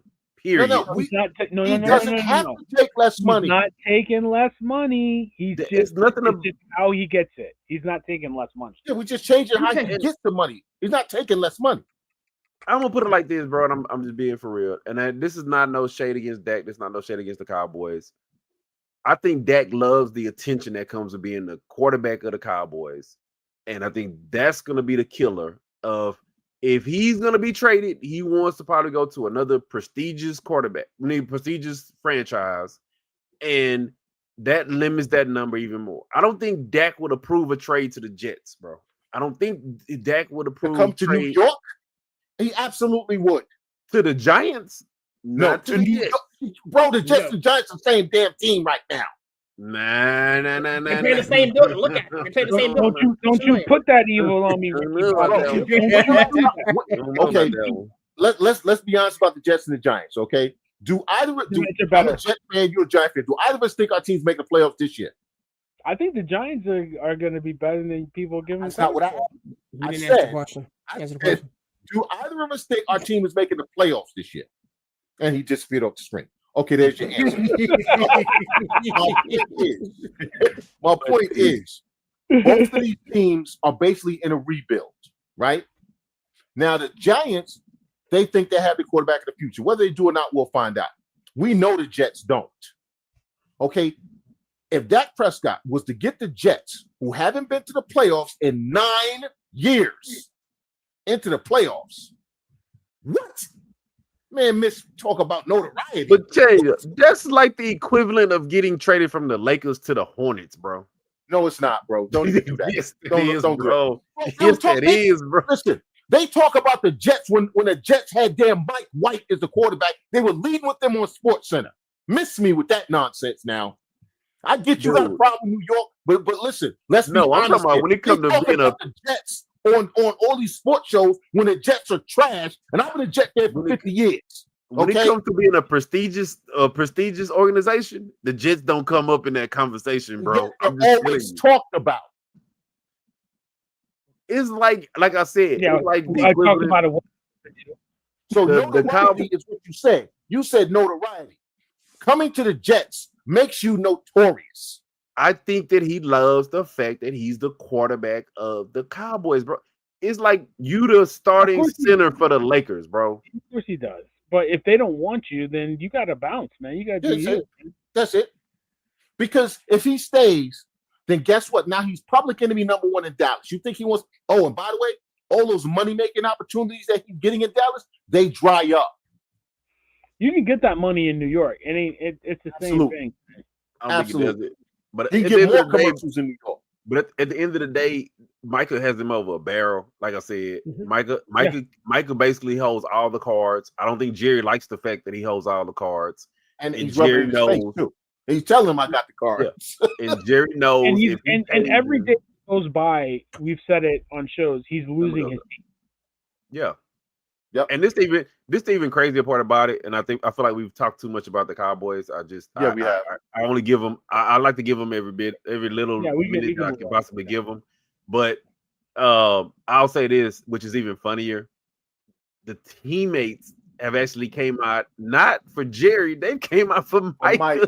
They done flipped their profile pictures. They're saying all the stuff. And it's good to say is talking junk about he don't want to be talking about on the red carpet. My Lord. Bro, yeah, dysfunction, love it. Hey, we'll ride with it. so we're going to talk about Richardson now or not? Yeah, we going right there. So I can yell serious. I've been waiting for this all day. So in the group chat, gentlemen, we talked about Daniel Jones being named the starter in Indianapolis over Anthony Richardson. Man, my man called him Danny Doofus today. Man, Indiana Jones. Indiana Jones. Yeah, in the Stadium of Doom. That's what I would call it. But we had an interesting conversation in the group thread about the progression of Anthony Richardson and the fact that the Indianapolis Colts have done him a disservice. And I don't know where we left off, but Larry, man, where's your head at with all this, bro? We'll start you and then we'll spin it.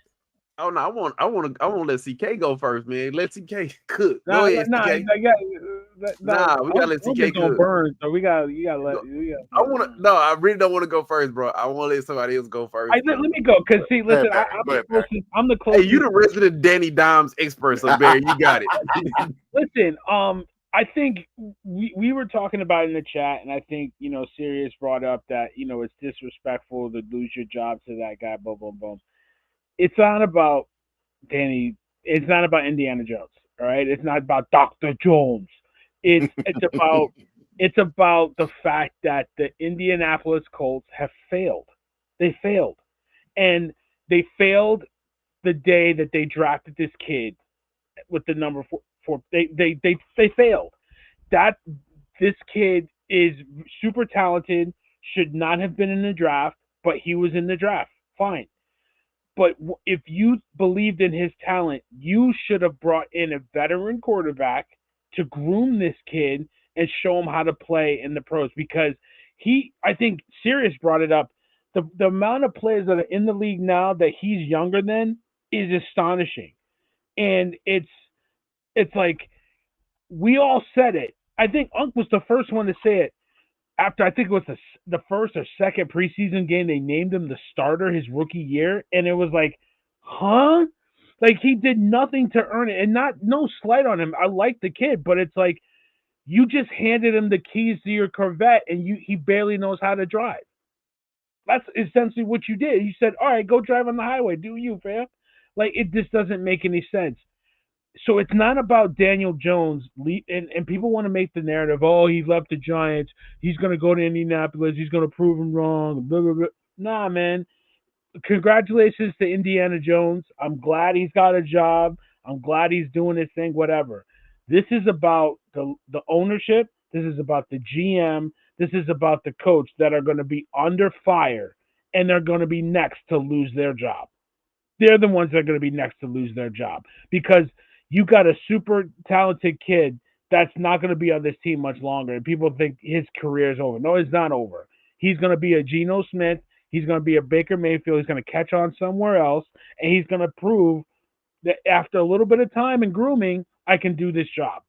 And everybody in the Colts organization is going to have egg on their face. That's how I took it. Indiana Jones, I'm glad he got a job, but it's more about the failure of this organization to groom a quarterback. And they were a playoff team. They were a playoff team before they got him, right? Mm-hmm. Mm-hmm. Yep. Yep. So go ahead, CK, talk to me. I agree with you, man. And see, we talk about quarterbacks coming out of college and what they should be able to do. And I've always pushed back against that narrative because it depends on who your coach is and what you're asked to do. Anthony Richardson has always been bigger, stronger, faster than everybody else. So in high school, they say, Anthony, don't worry about if you can't read the defense. If it breaks down, just run. And he ran, right? And he got a scholarship. And whenever he got to play, he was at Florida, I believe. And I remember saying this to you guys. They are doing that kid a disservice because there were no real plays called. It was Anthony, save us. Anthony, save us. Every single play was hero ball, right? There was no concepts. There was no passing concepts. It was nothing. It was Anthony, make it happen. So he's not even a half field reader at this stage. When he got there, he wasn't even a half field reader. He was a quarter field reader. It was, oh, my first guy ain't open, I'm a run. He gets to the NFL. He's got a cannon for an arm. He's a physical specimen. He can run, jump, all those things. But he can't throw an accurate ball, and he damn sure can't read a defense. So they put him on the field. He gets hurt. They rush him back out there. And every game that he played, it was Anthony, save us. No passing concepts. There was no 3, 5, 7-step drops. It was he dropped back, and it was basically be Cam Newton.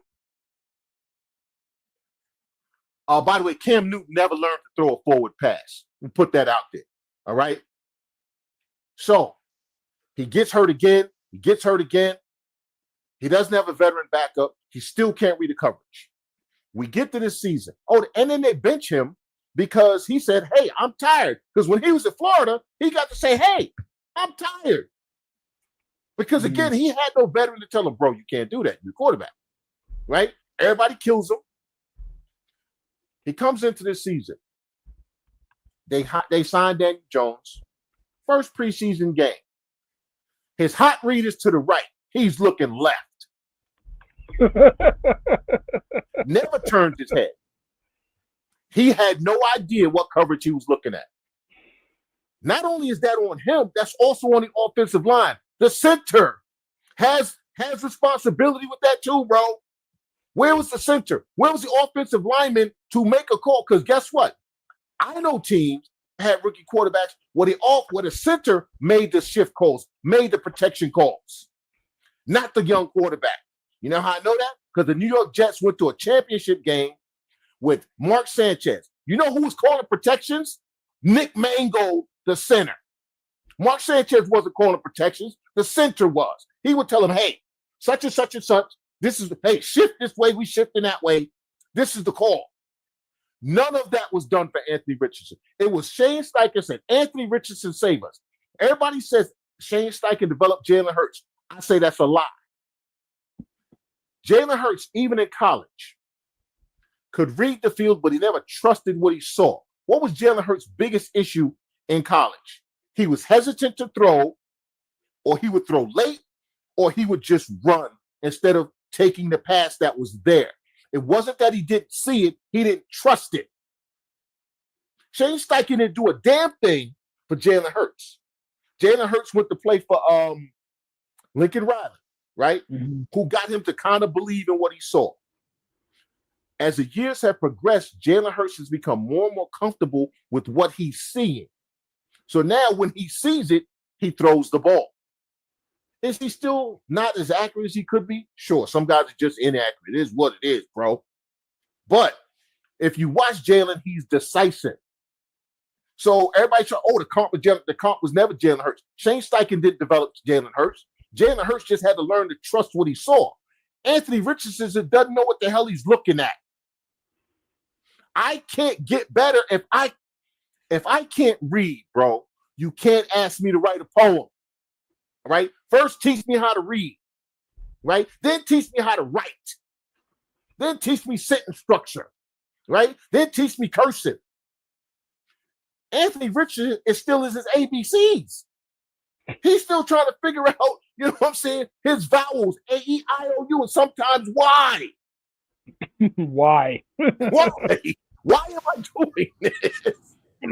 Why am I getting put on my back? Indianapolis coach failed him in every single way. He was a project from day one.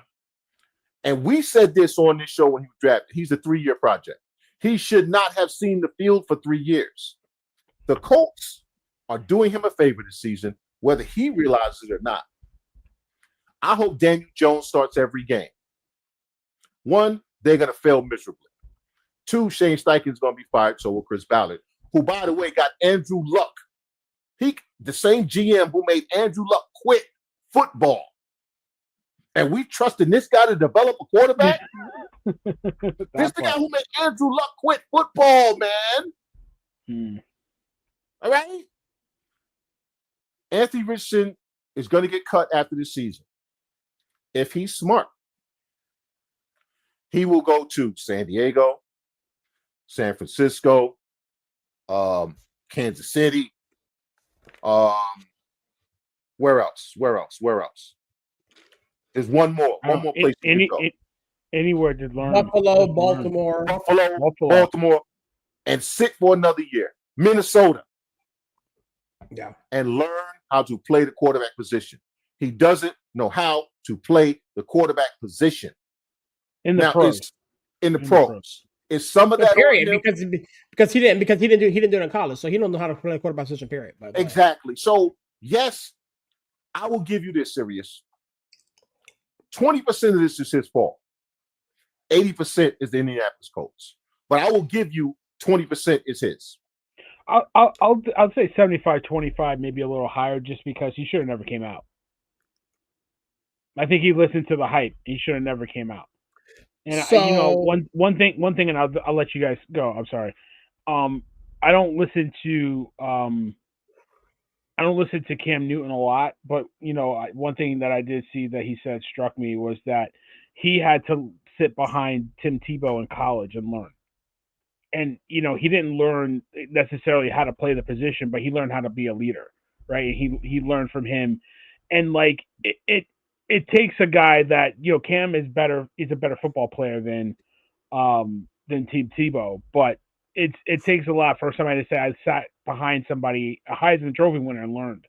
And that's what you missed with Anthony Richardson, just sitting behind somebody and learning. So here's my take on it, gentlemen. Again, we talked about it at length today. I think this is more of a 50-50 problem, more than a 25-70, 75, whatever. I think this is more of a 50-50 problem. At some point, Anthony Richardson understood what he was. He had to understand what he was. He had to sit there and say, I cannot see this. I cannot read this. Therefore, I am struggling. I'm looking at the stats right now. The man took 14 and a half sacks last year. 14. This man had a QBR of 47. Okay? Like, I don't understand how you play the position of quarterback and you are this bad. Again, I understand that the organization failed him. Again, I said this earlier today. Your number one receiver was Michael Pittman. You got Josh Downs, who is up and down. They didn't draft well. The offensive line is horrible. So the factors that go into a quarterback's success was not there. Nor did the Indianapolis Colts, put the pieces around him to help him off the field, understand defense, this, that, and the third. But at some point, you have to look at yourself in the mirror and be like, yo, I need the help. I need to get ready. I need to get better. And I just do not feel as though Anthony Richardson took advantage of that. I said this earlier today. It wasn't like Danny Dimes came in, in the midnight hour while everybody was sleeping. He came in with the understanding that I'm going to take your job from you. He came in last year. With the understanding that I'm going to take your job. No, he can't. No, he went to Minnesota. Danny Dimes came in this offseason. Yeah. So he came in with the understanding that I'm gonna try to take this job from you. Yeah, it was a soft landing spot for him. And like, forgive me if I'm wrong, he got worse. He got worse. The read Who that got Chandler worse? Anthony Richardson looks like he got worse. Yeah, but I'll retort and let you go back in. Like we're talking about Danny Dimes or Indiana Jones. Sorry, Indiana Jones playing against vanilla defense in the preseason. That's what he does. I've seen it. I've seen it for 5-6 years. Oh, you've seen it too. You've seen him in the preseason playing against vanilla defense when they don't throw the kitchen sink at him, and he looks like he can march up and down the field. And then once the season starts and the defenses get real, then you see the real Indiana Jones scared of snakes.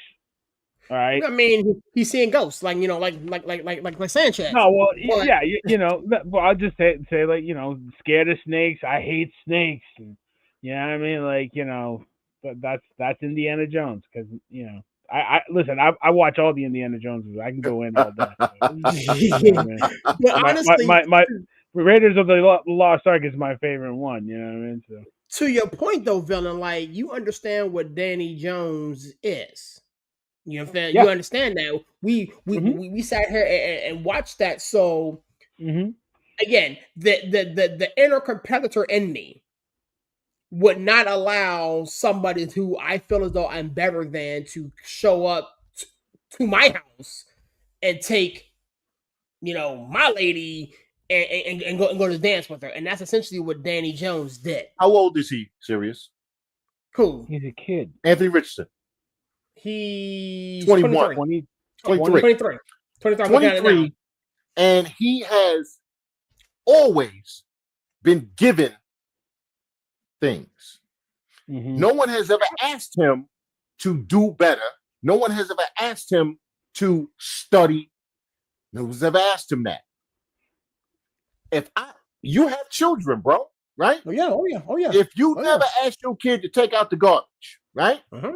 And one day you say, take the garbage out, they're gonna look at you like you got 3 years. I don't know how to do that. You're like, you watched me take the garbage out for how many years? You ain't ever asked me to do it before. I don't know how to do it now. Your kid ain't gonna take it upon himself to learn how to take the garbage out. So because you never asked him to. Here's my only retort. Again, I am openly speculating, but I have a hard time with an organization that sees their quarterback playing this badly and don't sit him privately down and say, yo, we need you to improve in this area. They watch film every week. I'm sure Steichen is up there with the little clicker thingamajiggy and okay. Well, you know what? I would assume so. I'll push back on you with this, and I'm curious what Larry would think about this. There's a quarterback in Arizona where they put that clause into his contract. How'd that work out? Mike Martz. Remember Mike Martz? No, but seriously, remember Mike Martz. Okay, don't think coaches have these players' best interests at heart. Sorry, Barry. I remember Mike Martz. Don't you remember when Kyler Murray got his money, they put the clause in his contract that he needs to study more? How did that work out? And then they publicized it to try to shame him into it. And how'd that work? So, I mean, Larry, you remember? So, he had too much video game time on his hands. It was Call of Duty in it. He was playing Call of Duty. Seriously, like, there's ways to do it to try to get these guys to take the craft a little bit more seriously. And then there's that frame of mind, like, yeah, you know what? You need to be more proactive and take it upon yourself. I'm trying to get my 12-year-old son to be more proactive, and he still sits in front of the TV playing video games. There's only so much you can do with these kids, you know what I mean? So like, like, honestly, that's Larry, tomorrow. Yeah, exactly. But Larry, seriously, like,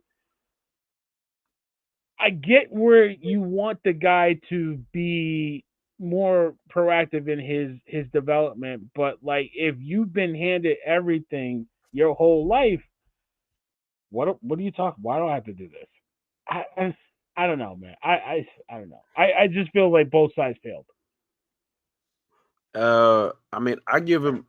I'm kind of like with man. I give him more like an 80-20, right? Because I've seen. I mean, I tell you before. I've seen this with the Texans. The Texans literally drafted a guy who was a quarterback and expected him to play tackle in the first round. They didn't let him sit. They didn't let him bulk up.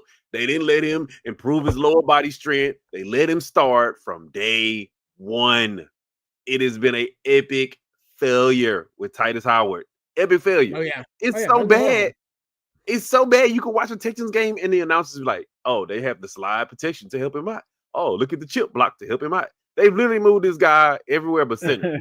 He played left tackle, right tackle, left guard, right guard, back to left tackle again. You see these guys, they come in. I'll get the whole thing. People get enamored with physical attributes. And physical attributes are great, but you have to, like CK said, you got to develop these guys. You could have a guy come in the league, run a 4.3, don't know how to play football. Don't know how to play football. And you'll see a guy who come in and running a 4.8 can't get tackled. Because he knows how to play football, right?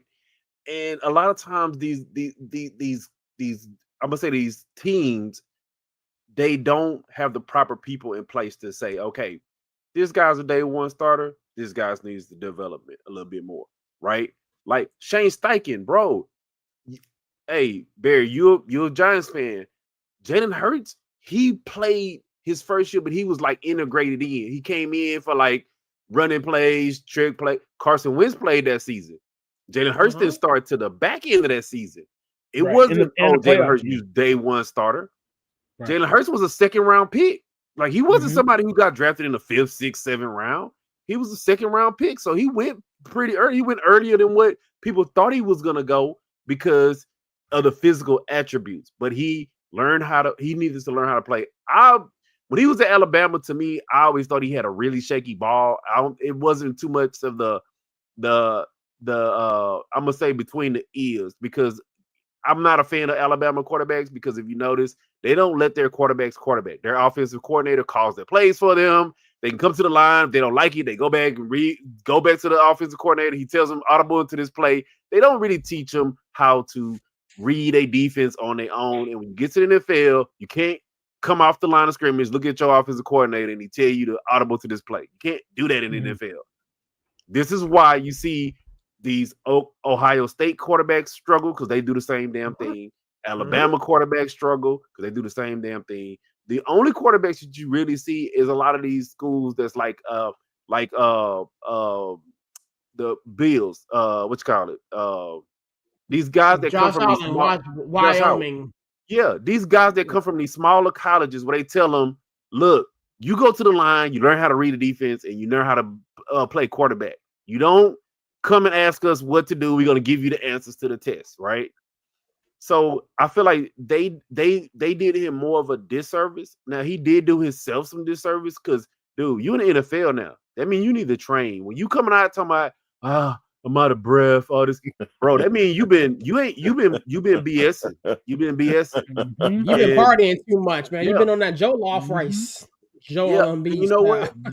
with him, I actually want to take back what I said earlier for people that's on the show. I said his comparable was Trey Lance. I don't want to disrespect Trey Lance like that. You know who his comparable is to me? Jamarcus Russell. Marcus Russell. Don't do that. Don't do that. That's not nice.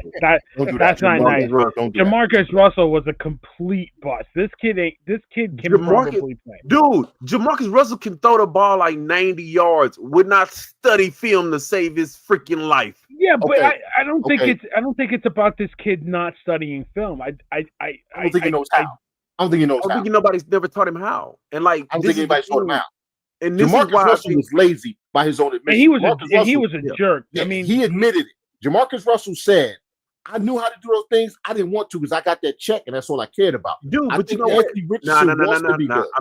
I'm not gonna give him a pass because you know what I'm saying. All the right things today. He said all the right things today, Larry. That's true. Yeah, but you know what? But you know why I said the comparable, and I'm not saying it for like stuff like that, because Jamarcus Russell, you came from LSU. Who they literally talk about every other quarterback that came out of LSU but Jamarcus Russell. You should learn how to play quarterback at LSU, bro. Yeah. You should have learned how to play quarterback. But Jamarcus, in Anthony Richardson defense, Jamarcus Russell said he actually never liked playing football. He did it so he could get a check, bro. But he should have known at least how to study and read a defense. He didn't care like that. And he should. All he wanted was the check. And we talking about 5-field reader. He should at least been a 4-field reader coming out of LSU, bro. He's a 3, maybe a 3 coming out of LSU, bro.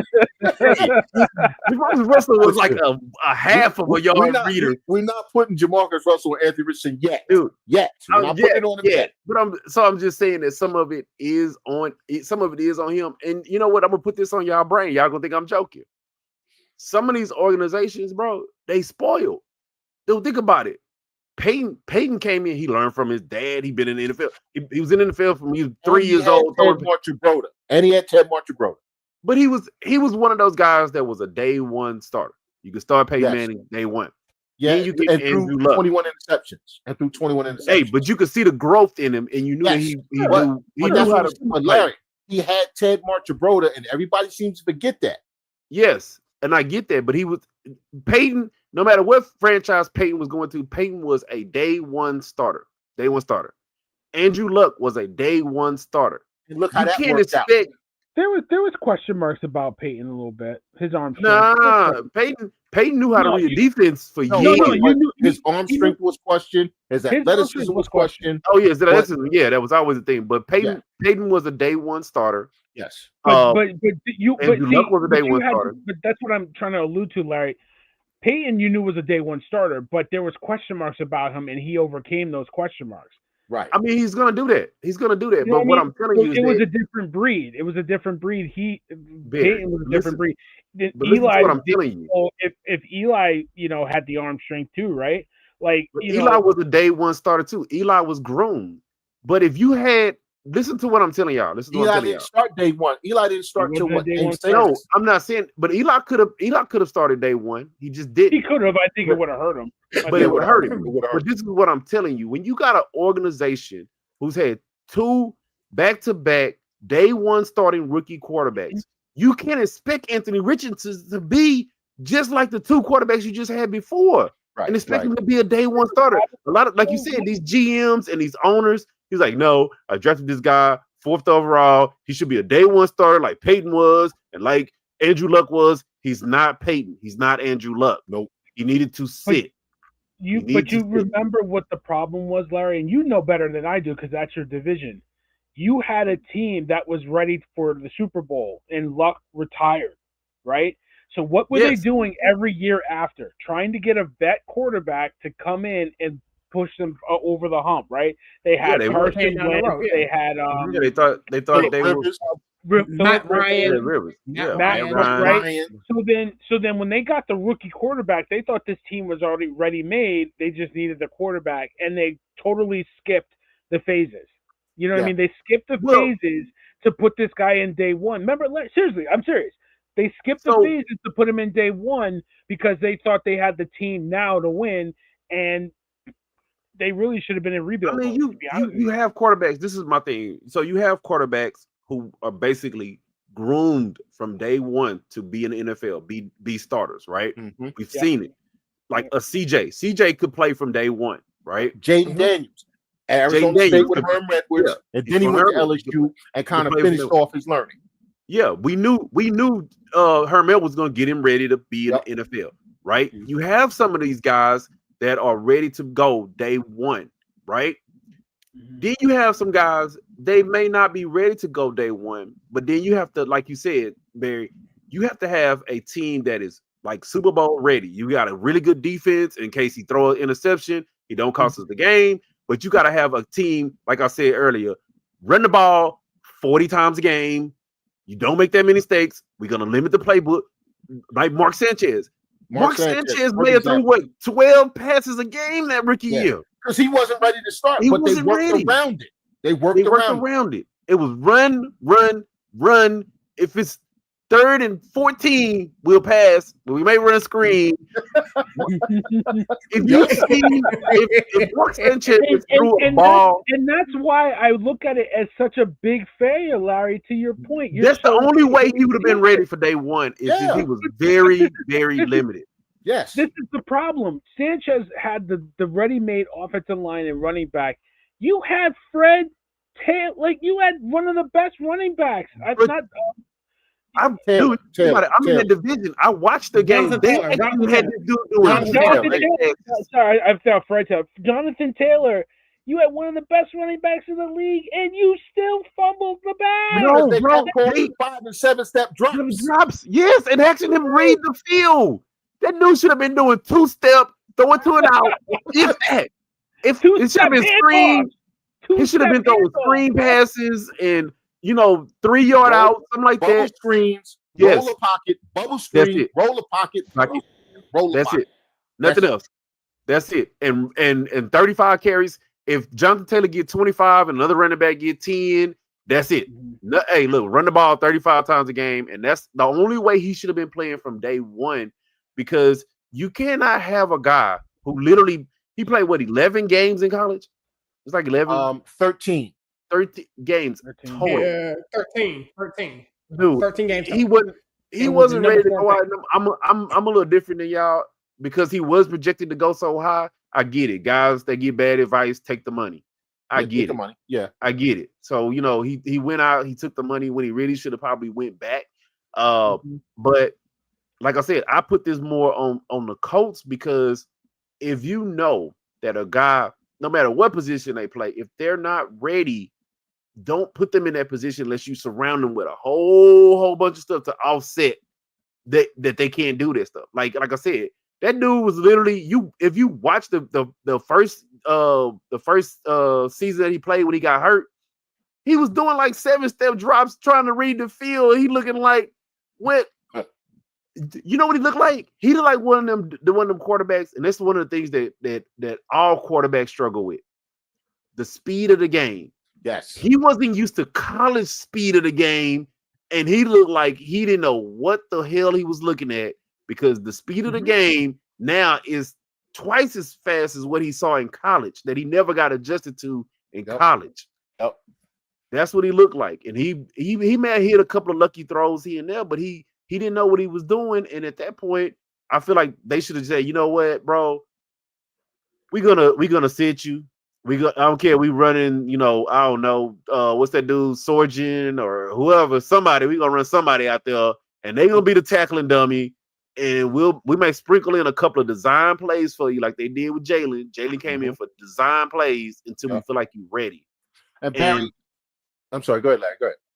No, and I was gonna say this right now. If he's really determined to be better, because that was Jalen's thing. Jalen probably studying playbooks right now. He probably, but Jalen is and he stay in the gym.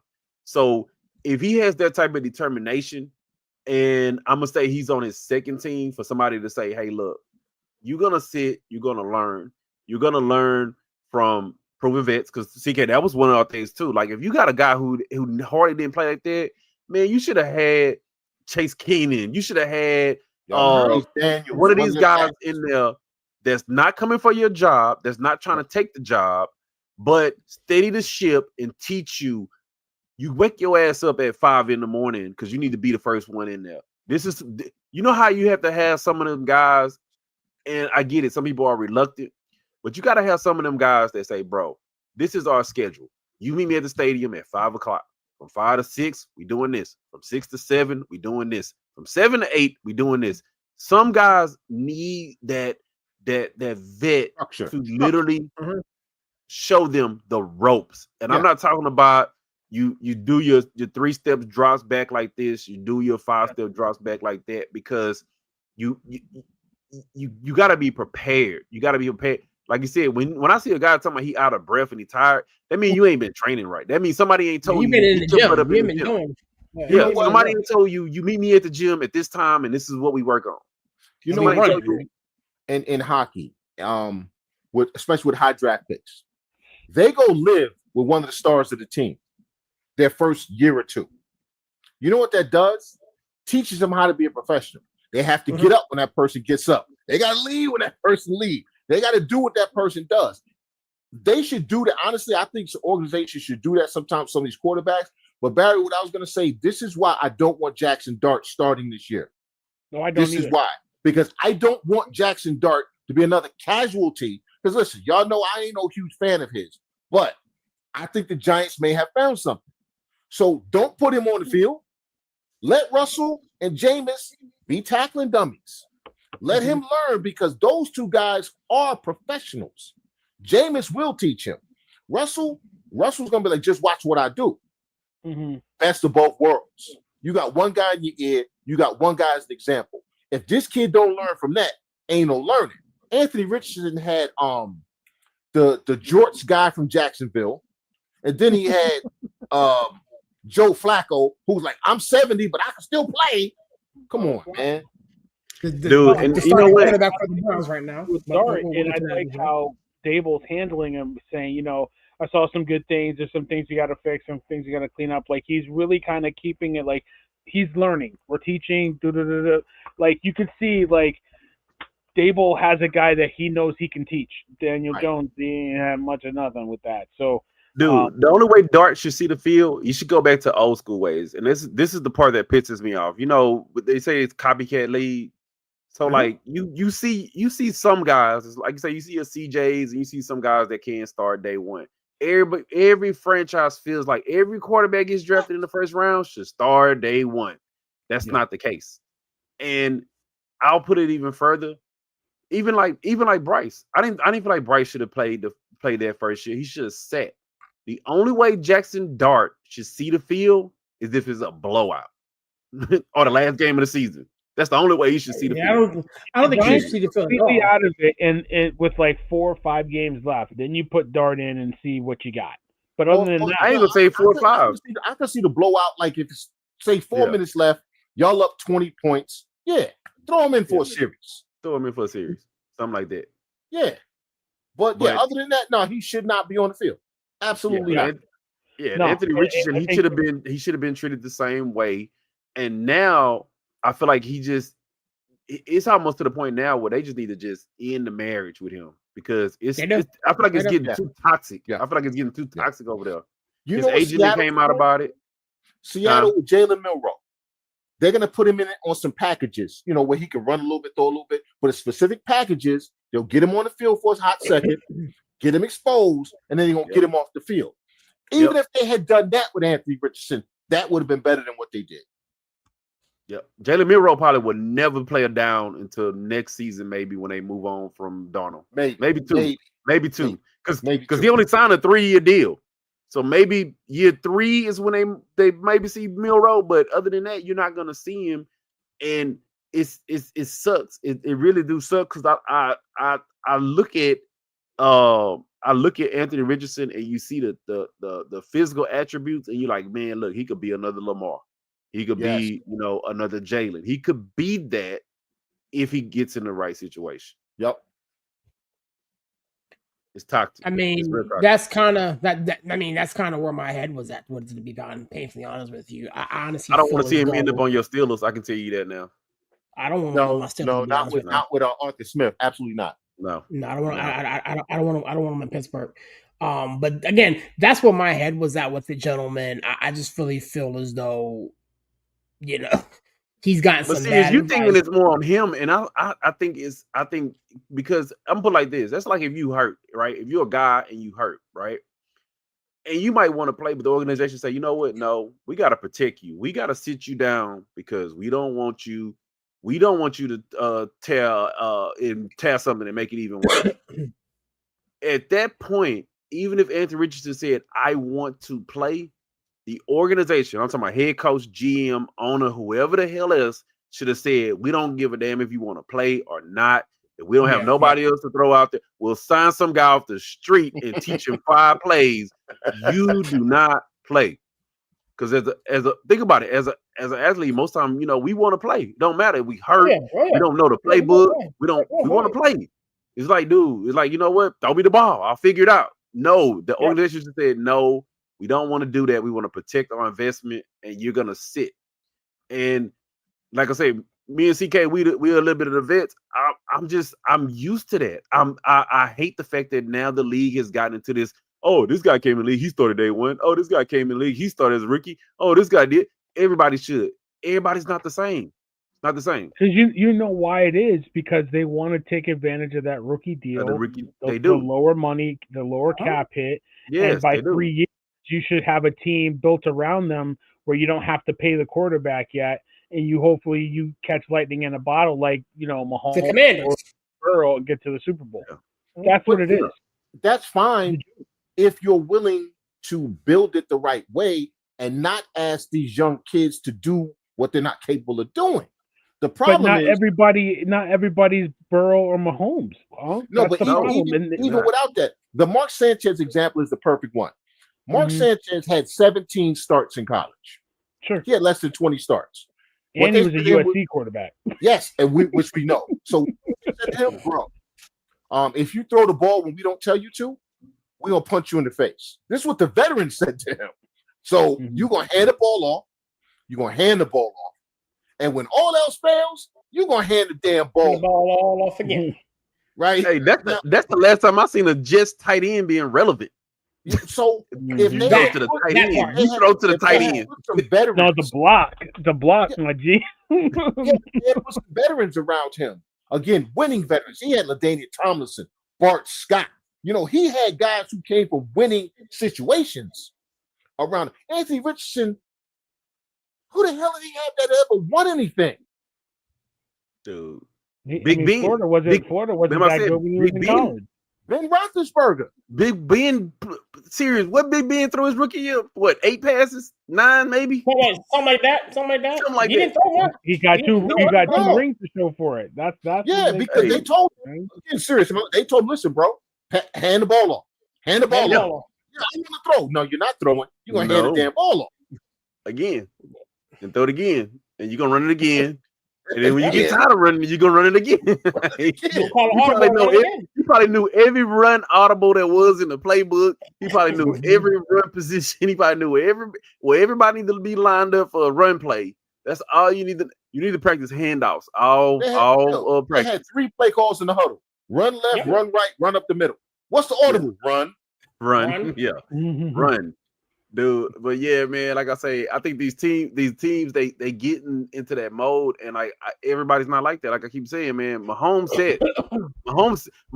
set behind Alex Smith, who people forget Alex Smith went to 4 Pro Bowls. Yep. 4. Oh, yep. Patrick Mahomes said he couldn't read a defense till his 3rd year. Yep. Think about that for a minute. He said out of his own mouth, he could not truly read defenses until his 3rd year. But Andy called plays that simplify stuff for him. There you go. Andy made the game simple for him. Right. Because Andy knew what he could do and right what he couldn't coach, do. Right situation matters. And then these kids are getting overdrafted. Sam Darnold should have been drafted where he was. Zach Wilson should have been drafted where he was. Anthony Richardson should have been drafted where he was. Josh Rosen. There are more quarterbacks drafted where they shouldn't be, because the talking heads say, yeah, but look at this one throw he made. Bro, I can make one damn throw given perfect circumstances. He's an Alabama quarterback. He's an Alabama quarterback. He threw for 5,000 yards because he has 8 5-star receivers and 9 5-star linemen. Yep. And you're not getting that in the NFL. Mac Jones. Listen, don't get me started. Don't get me started, bro. He's going to be a stud this year because he has Jeremiah Smith.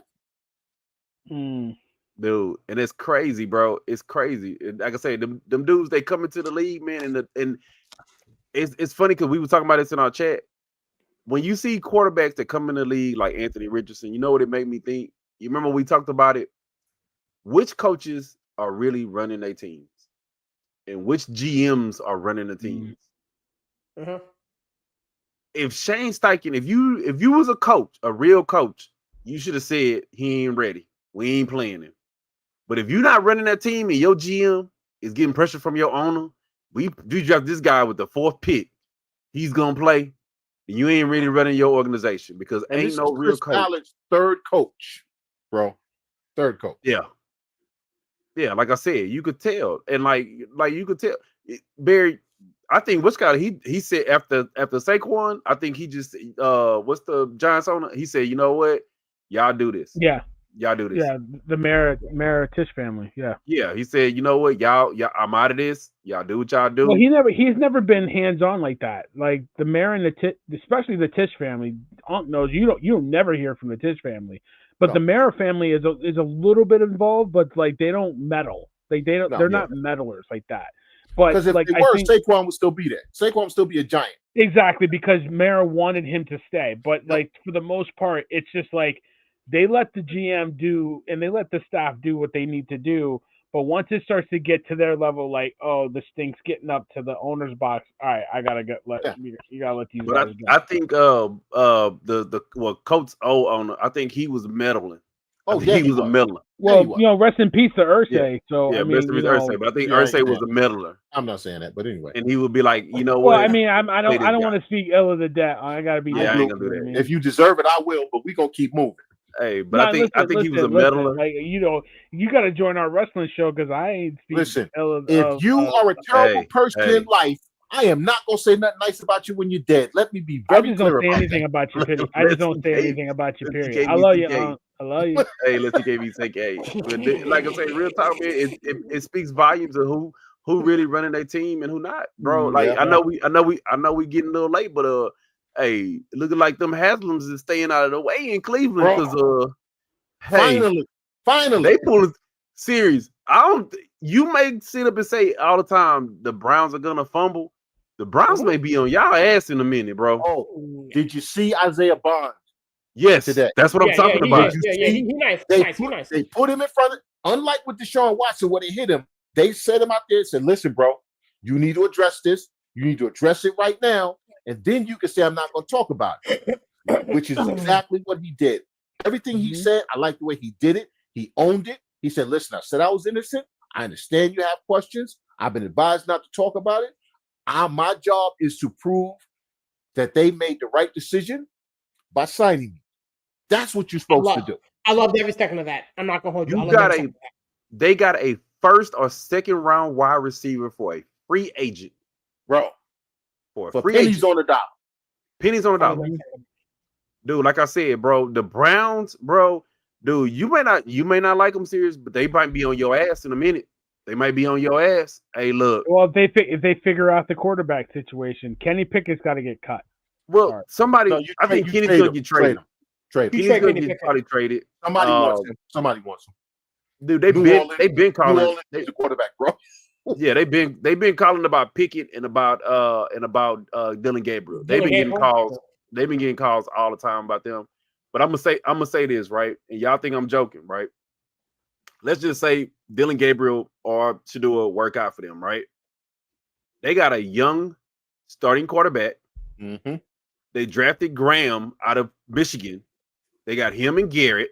They got Bond for pennies on the dollar, which was a first or second round wide receiver. And then they still sitting on 2 first-round draft picks next year. Yep. With all the talent that's already on that team. Serious, bro. Dude, I got to give Barry his props, bro. He cooking over there, bro. He cooking. Listen, he could be like Sam Presti and just keep rolling them first-round draft picks over because people go want quarterback. Oh, give me 2 more first-round draft picks. Give me 2 more first-round draft picks. Give me 2. He could be the Sam Presti in the NFL. Dude, and when you got something like that cooking, bro, you're not paying. I mean, you're paying Deshaun, but Deshaun keep deferring his money. He keep kicking it down the butt. You're not paying somebody like a Sanders or a Dillon. You're not paying a Bond. You're not got all your money tied up in receivers. Even Jerry Jeudy, they gave him a deal, but that's a team-friendly deal. That's a super team-friendly deal for Jerry Jeudy. Bro, the only person that's really making real coins on that team is Garrett. And you had to pay him. You had to pay him. Yeah, you had to pay Garrett. So now, not even just that. They probably got money to pick up other players, bro. Well, they got to pay the corner too, right, Larry? Ward, right? but his deal is team friendly too. They didn't pay him no. He's not even. Stingley's the highest paid cornerback now. Right. Yeah. His money not even real money. So no, I was just curious that when do they have to pay him?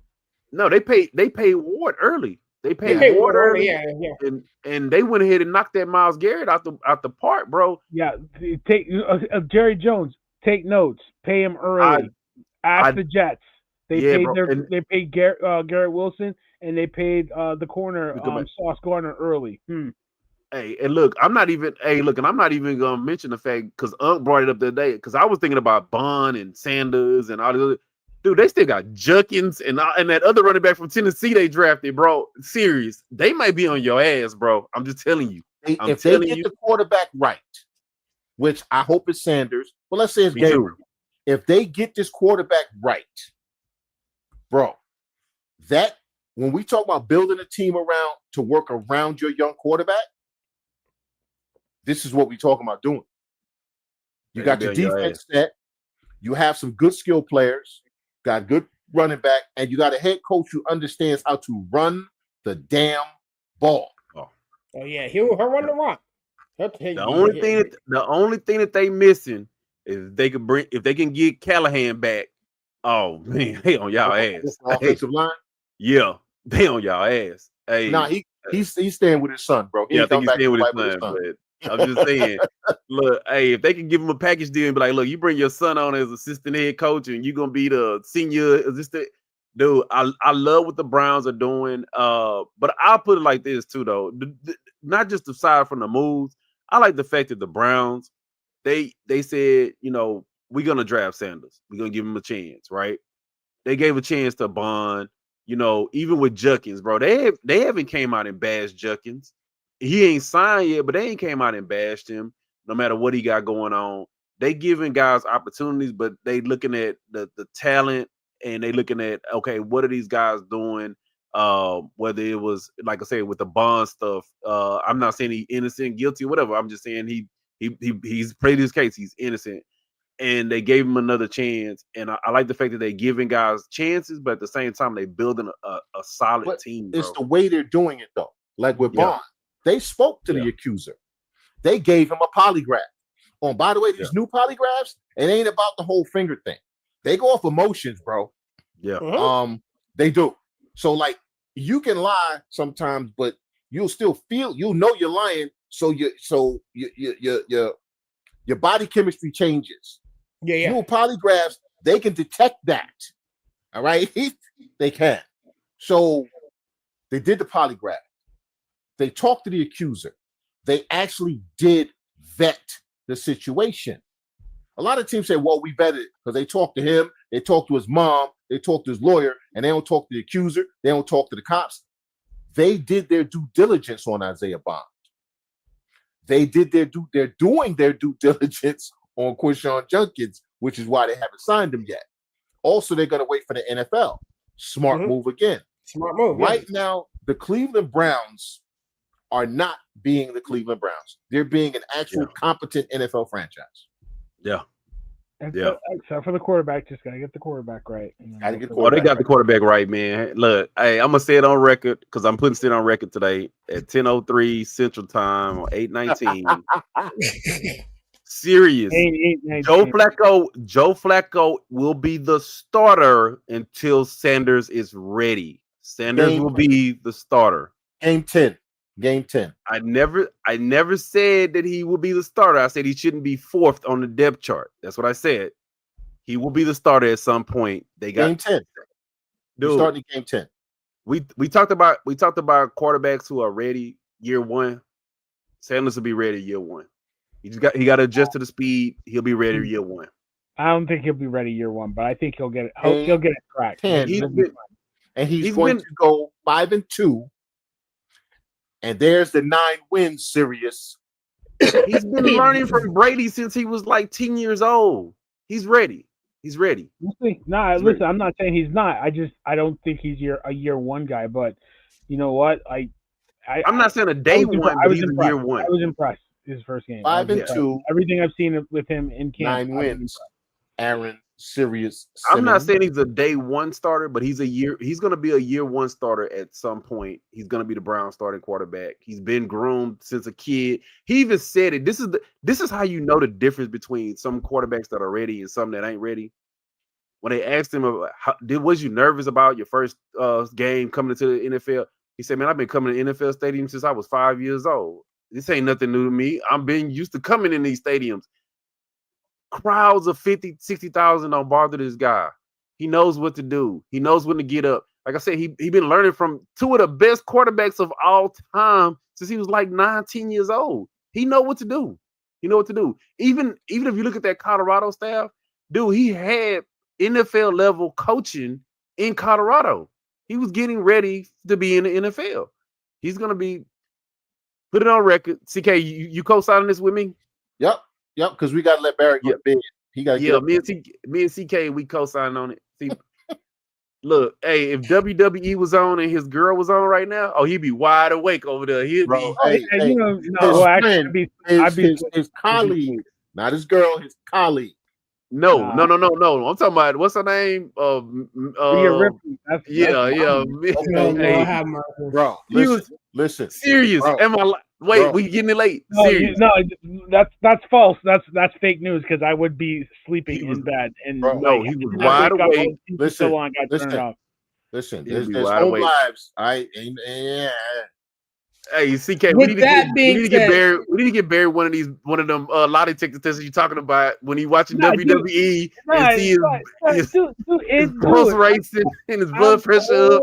I go to bed, man. Nah, we ain't doing none of that. I bet you my kids are upstairs right now playing. Barry's blood pressure only raises for his wife. That's it. With that being said, gentlemen, I'm gonna get you guys out of here, man. This show has flown by, man. Before we get out of here, CK, you know what to do. Get us out of here, man. It was a lot of fun tonight, man. Do something a little different tonight. There are a lot of dogs in shelters that need homes. If you have the opportunity, get a dog. Get a dog, get a cat, get a mouse, get a rabbit. There are animals that need homes. They can do a lot for your life. Mine is snoring over here. Just adopted. But that's the other thing. Emotional support is great. Animals give you that. They give you unconditional love. So go adopt. Don't shop. All right, big dog. Appreciate you, man. Larry, you know what to do. Get us out of here, big dog. Yeah, just don't be over there cuddling them dogs that you're adopting. But man, it's always a pleasure. And whatnot. Giving them names that nobody can even pronounce and all this other stuff.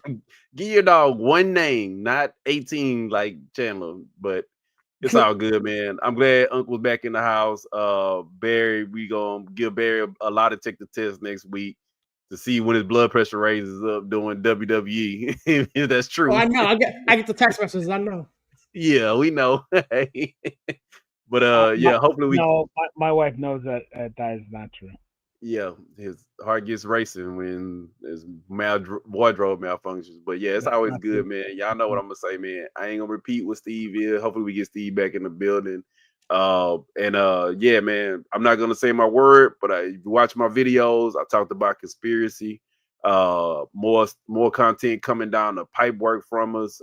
We got some big things popping off. The executives, man, we doing it. We doing it. That's all I'm gonna say, and we're gonna keep this momentum going. I'm out, fellas. Appreciate you, big dog, man. Villain, you know what to do, man. Get us out of here, big homie. Yeah, man. Listen, great show. Good to see you, LG. Always a pleasure. We'll be back at it tomorrow doing some WWE talk and all that good stuff. It's been a fun week. We had a break. We're back to work. Enjoy your families, man. It's a great time, man. The sports equinox is almost upon us, so enjoy it. Enjoy it. We here, baby. Let's get it, boy. All right, man. I'll holler at you tomorrow, man. Yo, it's your boy Sears repping that 412 and the 703, man. Such a pleasure and absolute pleasure doing this show with these gentlemen, man. As I always say, man, I appreciate everybody who's been rocking with us, man. My friends over at Nonsense and Deep Thoughts, man. My boy Trey over at the Playbook Podcast. Looking forward to dropping on the show with him here in a couple days. Next Tuesday, I want to say this. Next Tuesday will be our live fantasy football draft right here on the show, man. Villains in the league, Larry's in the league, CK's in the league, coaches in the league, and a bunch of other friends from spread out from different podcasts. Man, we're going to sit here, talk trash, draft those fantasy football teams. and kind of really get the kickstart to the NFL season, man. So if you like that type of content, definitely come by and kick it with us, man. You can pop up in the chat and whatnot. Tomorrow we're going to be talking WWE. Clash of Paris is coming up here in a couple days, man.